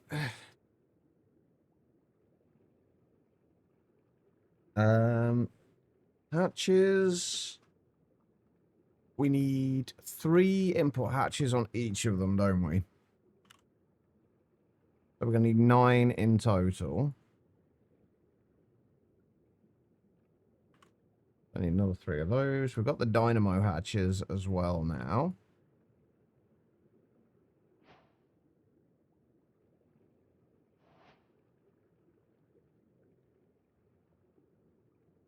Okay, so what does that leave us needing? If we do the ones that we don't need to see, or the one that we don't need to see, I guess, is mostly the maintenance hatch. So those can go on the bottom.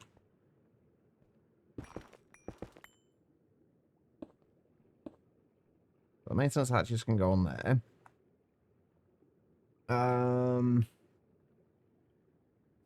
Oh, we need the gearbox casings in the center, right? Yeah, so we need 8 of those. Hopefully that won't take too long. Another thing I want to look at. What do we need to do in order to upgrade our extruders to EV? We need nichrome wire. Ouch. That might take a little while. Oh, wait. Where was that task? Oh, that'll be part of... No? No. What was that part of?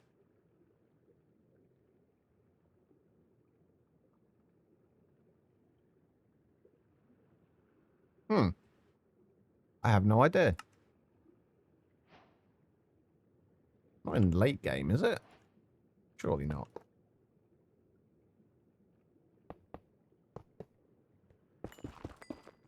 Right, so we need 2 hatches on there, 2 hatches on there, 2 hatches on there. Two hatches on there. Oh, actually, what we can do is we can put the muffler hatches on the bottom as well. Just because we really don't need to see those either. And I really don't want to see the smoke pouring out of them. Alright, and then the dynamo hatches go there, there, there, and there. And then we just need...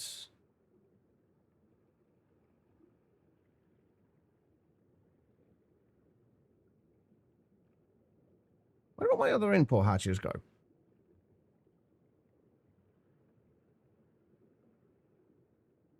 We've got one import hatch for lubricant, one for fuel on each. Oh, I guess we technically don't need to have ones on all of them. We could just have input, like one import hatch there, and that could feed it the lubricant. Since it only needs one bucket of lubricant every hour per thing, we could just use the same input bus for those. I guess we could also do that for oxygen as well. And then we just have the fuel separate. We could even do it for... Well, we can't actually. We can't do it for fuel as well, though. We can only really do it for... I guess we could do it for 3 if we put it on the bottom as well. But honestly, the input... Actually, you know what? We're not going to... We're not going to wall share with most of the import hatches. Just do it with 2 of them. Mostly because the import hatches are a lot cheaper to make than the titanium casings.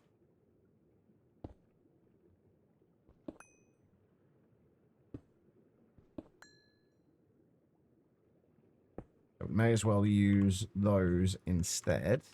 Right, so speaking of which, how many casings do we need? So it's 1, 2, 3, 4, 5, 6. 1, 2, 3, 4, 5, 6, 7, 8, 9, 10, 11, 12, 13, 14, 15, 16, 17, 18, 19, 20, 21, 22, 23, 24, 25, 26, 27, 28, 29. I think we need like 60 of the titanium casings. I'm going to do 30 for now, and then we'll see if I am right.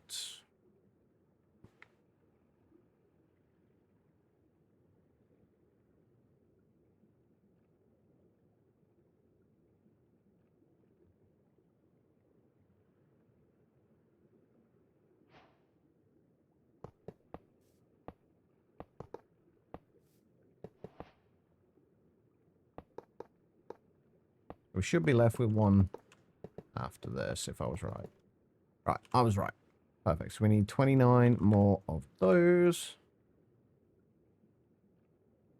Oh, we still got like over 3,000 titanium, so we are actually absolutely fine for titanium. Although the worrying thing is, these are not... Oh, we can't wall share with these, can we? Never mind. We actually need slightly less. Yeah, we can't wall share with those.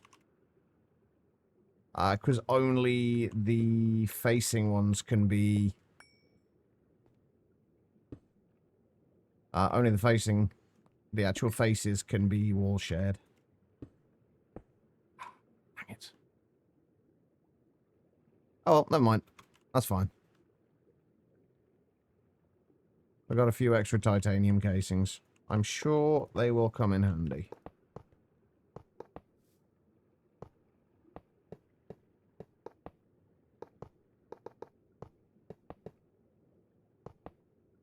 There we go. We have 4 boxes. Alright, so we need laser nodes on each of these.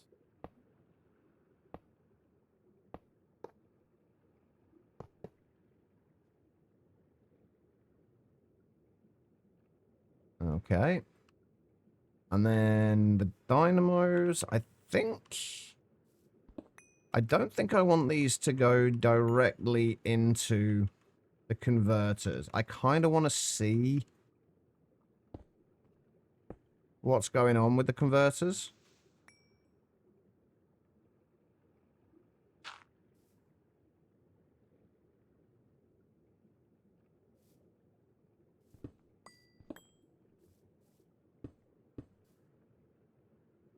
Sorry, what's going on with the actual dynamo hatches, rather?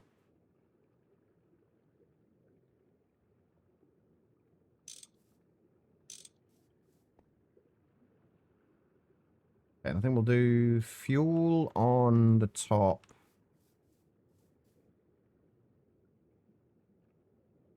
Yeah, fuel on the top, lubricant on the sides. How are we going to do this? I guess technically that is at a 45-degree angle, but I really don't want that to work that way. Let's go down here.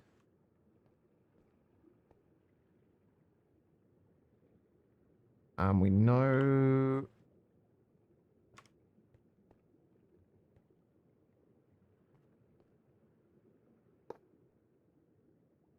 There needs to be a laser there, and also... not there. There.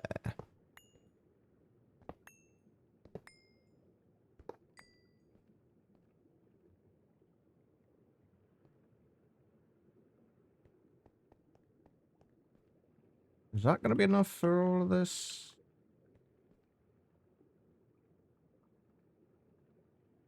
Probably. We want to move the interface back so it's in line with this. And then we'll have...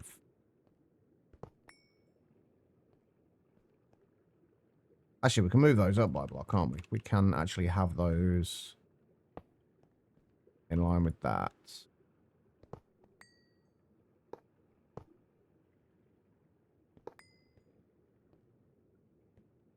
That up to there, that up to there.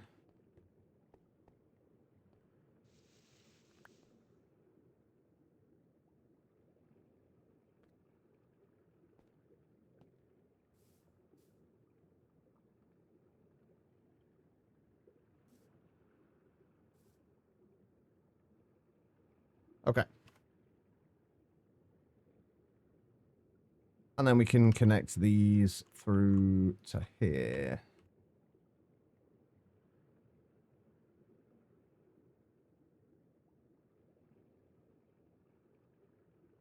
Okay. Oh, we are going to have to... I think that's actually the first time I've remembered to do this, but we do need to rotate those so they don't randomly pull in the card from the nodes.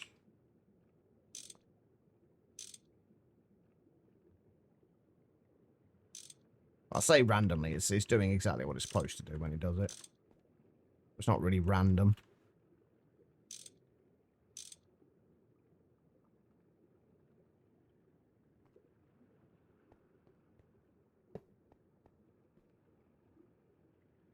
To there, and then to there.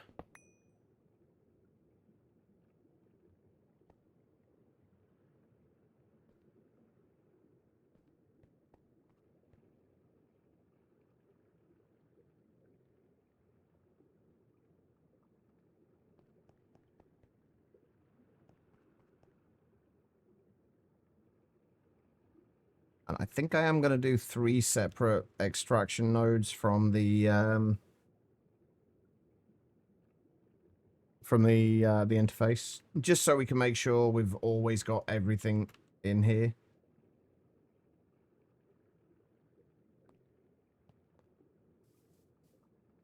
That needs to be in here. If we change this, all of that should change, and that one should have changed. Now, do I want this to be the same color? Yes, I think I do. All that will have changed. Okay, so let's figure out what's going in where.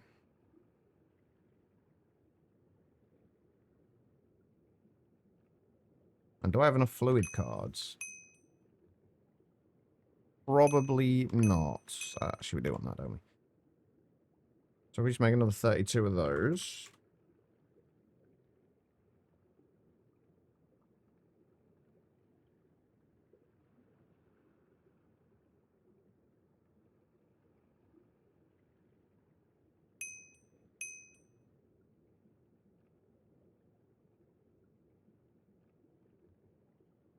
Right, so,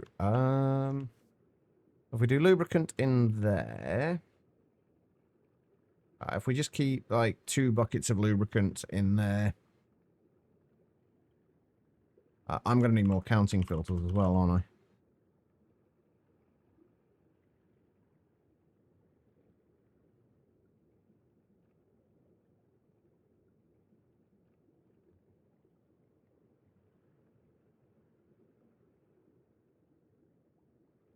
Alright, so where are we? Lubricants. But any one of these is going to be lubricants. We'll put 2 buckets in there at any given time. Just grab my card cloner.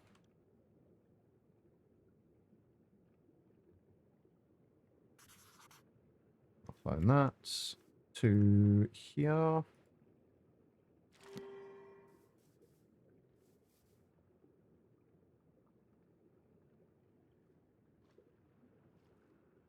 Actually, one thing I'm not sure about that I'm kind of curious about is will these still continue to burn fuel even if there's no even if it's not actually producing any energy, if the kind of the internal buffers kind of fill up, is it still going to produce? Is it still going to burn through fuel? Right.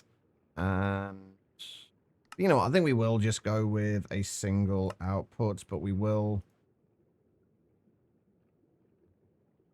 overclock it so we can get it down to like 10 BU per tick. Or sorry, 10 operations. Oh, I tick an operation every 10 ticks. Words are hard.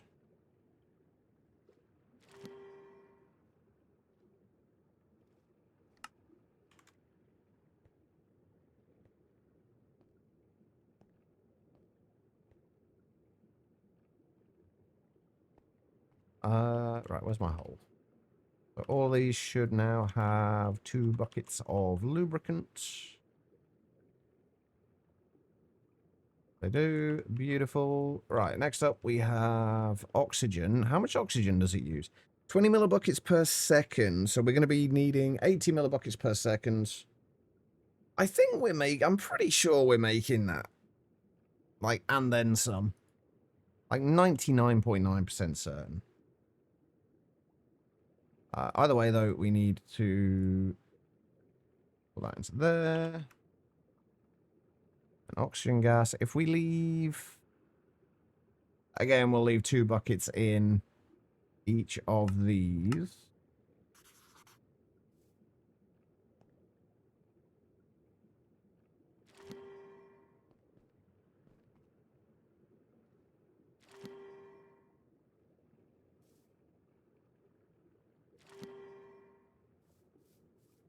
And then output oxygen to there. There we go. Right, the EV superconductors were the end steel, right? So if we just make like a stack of those, we only need 4. Right, we want that disabled, don't we? We only need 4 of them. And then if we do this, and again, we just keep 2 buckets of high-octane gasoline in there.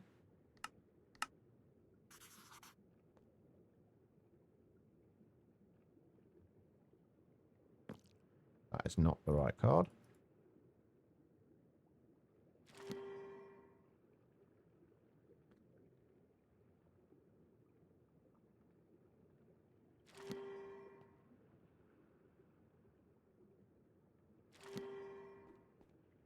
And we need 4 of these.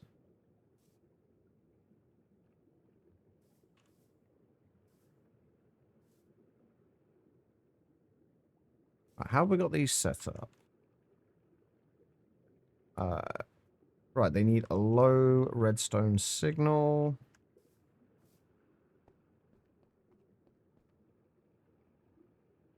I think what we need to do then is...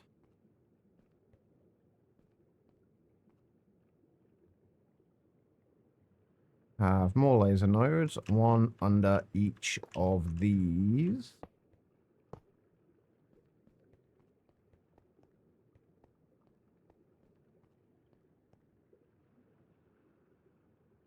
How do we set them up? So output, we're going to have to do that on a strong signal, but just output on orange. That should turn them off. I need more redstone cards.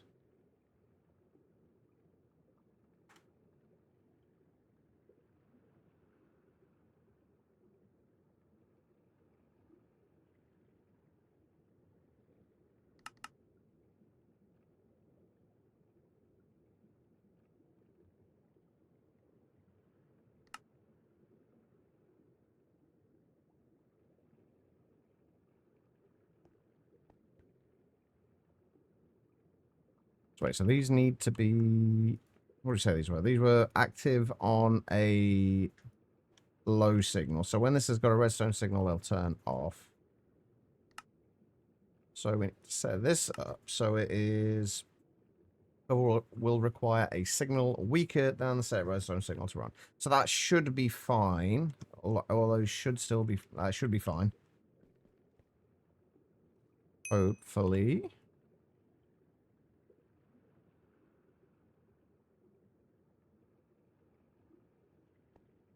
Right, so if we set that on orange...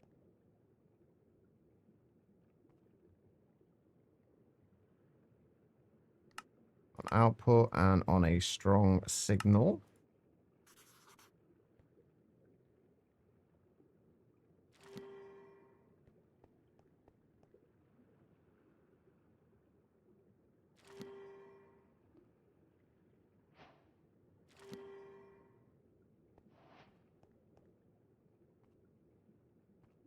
Okay, then from there, we're going to need to bring this over here. I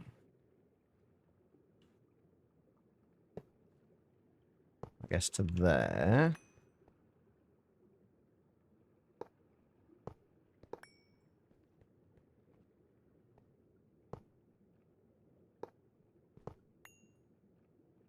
All right, that should be good.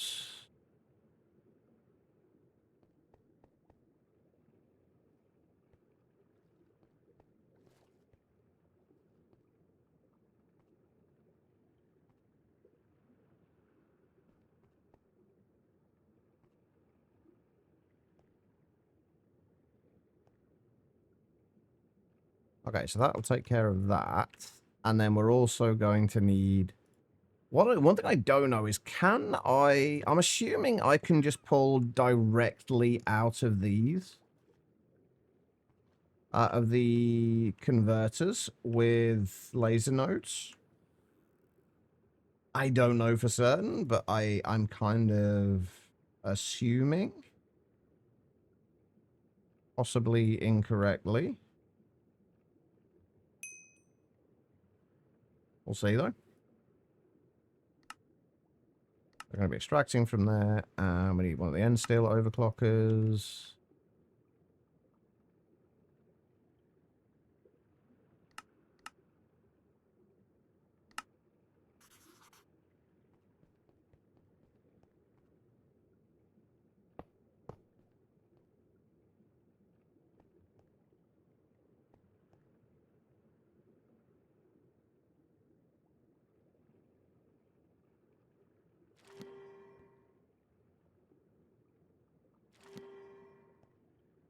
Okay.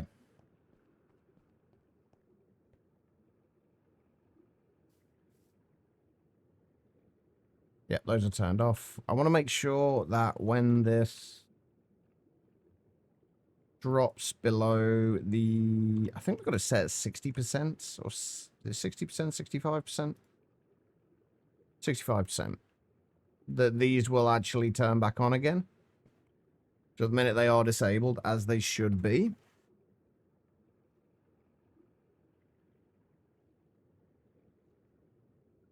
Just want to make sure that this is going to work. Might take a minute.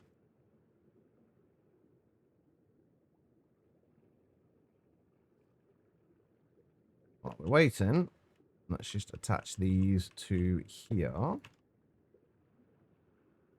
Why is that one turned on? Oh, that one's just been going constantly ever since I put it on there. Oops.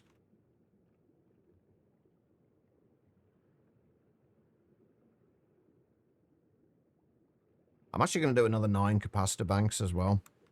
I can stick on top of here. Is everything turned on now? Yes. So these should be on. Perfect. Okay, that is exactly what we wanted. And then we've just got to output ioctane gasoline to these.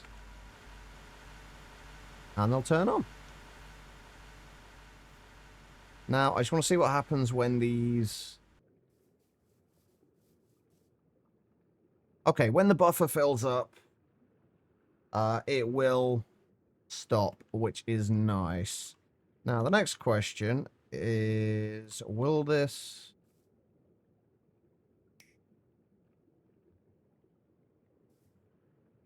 Oh, right, that's not going to do anything yet, is it? Because we need a soft mallet.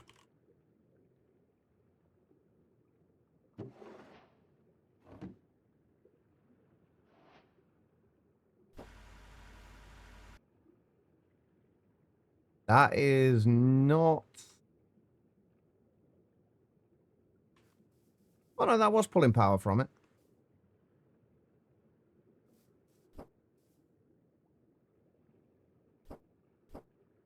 I'm pretty sure, anyway.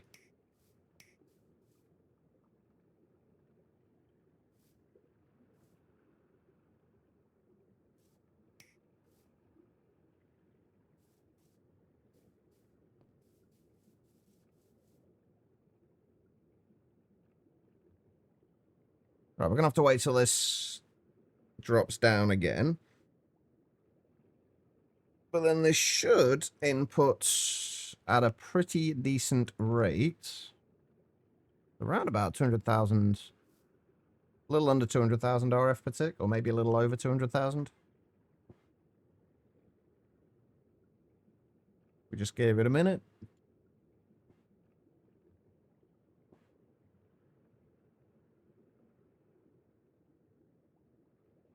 Honestly, we could probably double the amount of these that we have as well if we need to.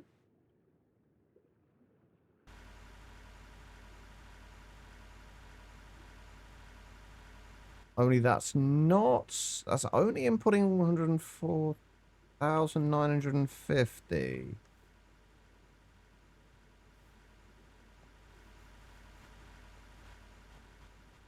Why? Is that just not outputting from there? Hey, AK, how you doing? Why are you the way you are? Why are you doing that? Why are you not? That's not extracting from there quickly enough, is it? I should be able to extract at 32,768 RF per tick.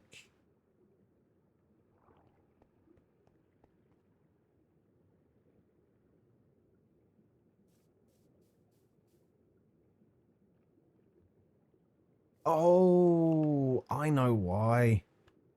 Although what I don't understand is... And this should be on channel 2.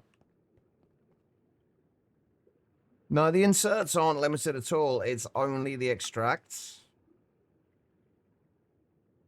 What the problem was is that the inputs on this are on channel 2, and I had them on channel 1.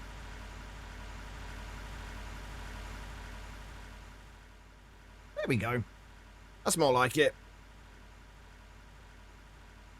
How am I today? I'm doing alright, AK. I'm feeling, I don't know.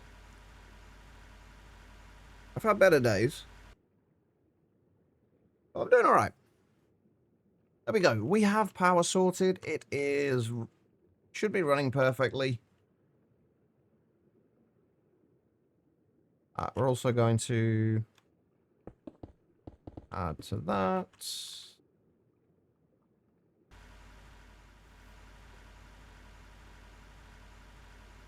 There we go. That is not bad at all. Hey, Chloe. All right. We have more power.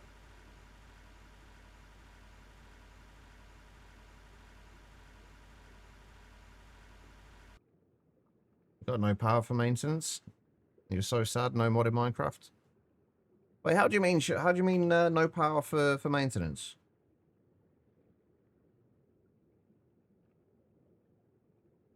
Are we talking like in-game power, or are we talking IRL power here?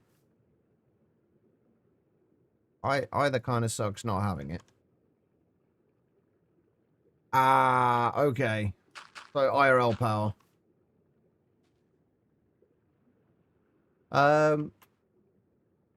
We've actually got a decent amount of power now as well. Beautiful. All right, there we go. That's basically what we had planned for today. And then some, actually. I honestly wasn't expecting to get to doing the phosphorus doped balls, or the phosphorus doped wafers. But we did because we kind of had to, because we needed them for the dynamos. Want to go around to adding the infinity lava cell to your pack? Still no wire texture update though. Wait, wire texture update?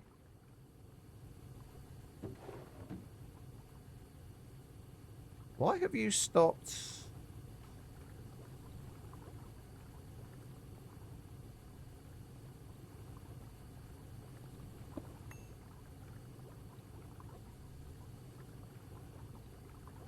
Oh, that's why you've stopped.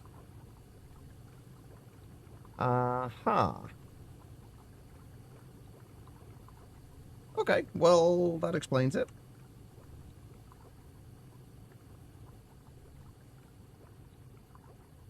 You're not actually getting any nitrogen from anywhere.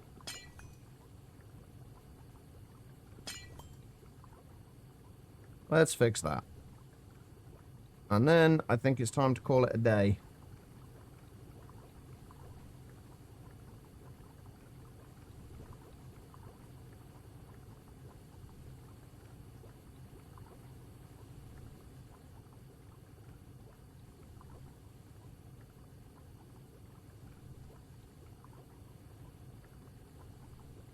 There we go. Right, now you should be working again. Perfect.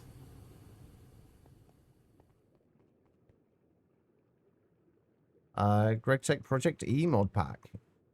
Cool.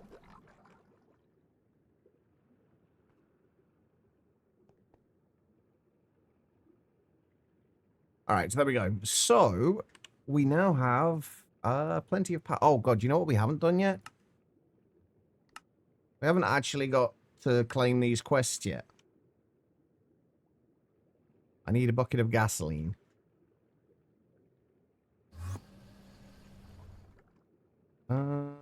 Which is going to come from... Is it raw gasoline I need, or actual gasoline? Actual gasoline. Which is going to come, in that case, from here.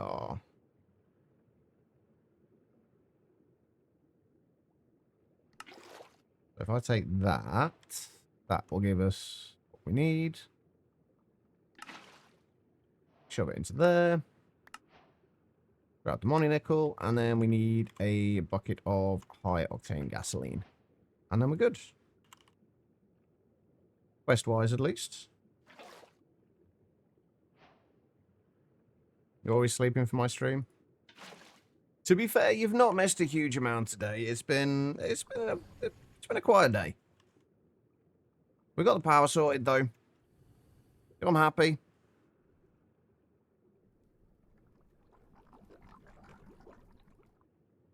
I mean, you're still working on it, though, Chloe. I have no doubt that it will be fantastic when you are finished. Nothing is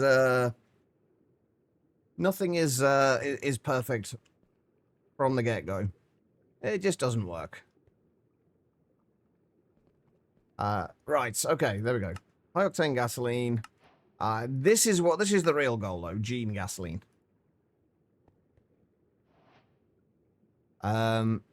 That improves significantly on the high-octane gasoline. Right, the only other thing we were going to do today, well, we were going to potentially do today if we had time, but we don't, unfortunately, was nichrome blocks, but we'll get to those tomorrow. So now that we have power, we can quite easily sort out tungsten tomorrow. Once we get to tungsten, we can get to tungsten steel and tungsten carbide. And then we can get to the Omni Breaker, which I'm looking forward to doing, although we do need an IV assembler for that. But that shouldn't be too bad once we get tungsten going, and tungsten steel and everything else related to it. I would like to... I don't know how I'm going to do this. I do want to redo this, or potentially just add another of these.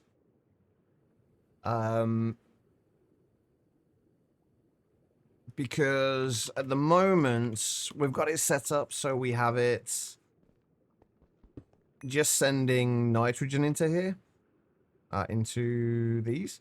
But there are going to be other gases that we need in there. I guess what we could do is switch those out for quad input hatches. And that way we can have up to 4 different gases, because there are certain ones that need... they use helium to speed up the actual process, and there are some that needs nitrogen, and there are some that needs other things like nitrogen, argon, like various different fluids in order to speed up the process. Krypton for the enderium dust, although that will probably be passive. So I would like to be able to run all of these recipes at the faster kind of variant of them, rather than just the ones that use nitrogen. So I think we can switch that over. It wouldn't be the worst idea in the world to have another one of these as well, of the 2x2s.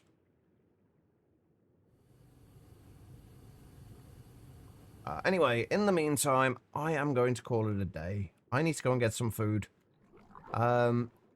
Should be back tomorrow. I'm not going to guarantee it, though, but I should be back tomorrow. If we are, we'll be working on tungsten. Finally, not tungsten, like I put in my title the other day. Only noticed today. Working on tungsten, working on obviously getting nichrome coils. We're going to have to upgrade a few other things to nichrome coils as well, just to help speed things along a little bit. But yeah, we have a lot to do. Most definitely got to do the math for now. How much each circuit is going to cost by hand? Ouch. Wait, you're gonna give the circuits EMC values? That feels a little overpowered. That does feel a little overpowered. I don't hate it, though. Oh, we're closing in on these. All the multi-blocks. Oh, I can't wait. Alright, guys. I am going to call it there. Thank you, everybody, for being here. I do massively appreciate it. Thank you, Matt, for the raid. Thank you for all the follows. And everything else. All the resubs. You guys are amazing.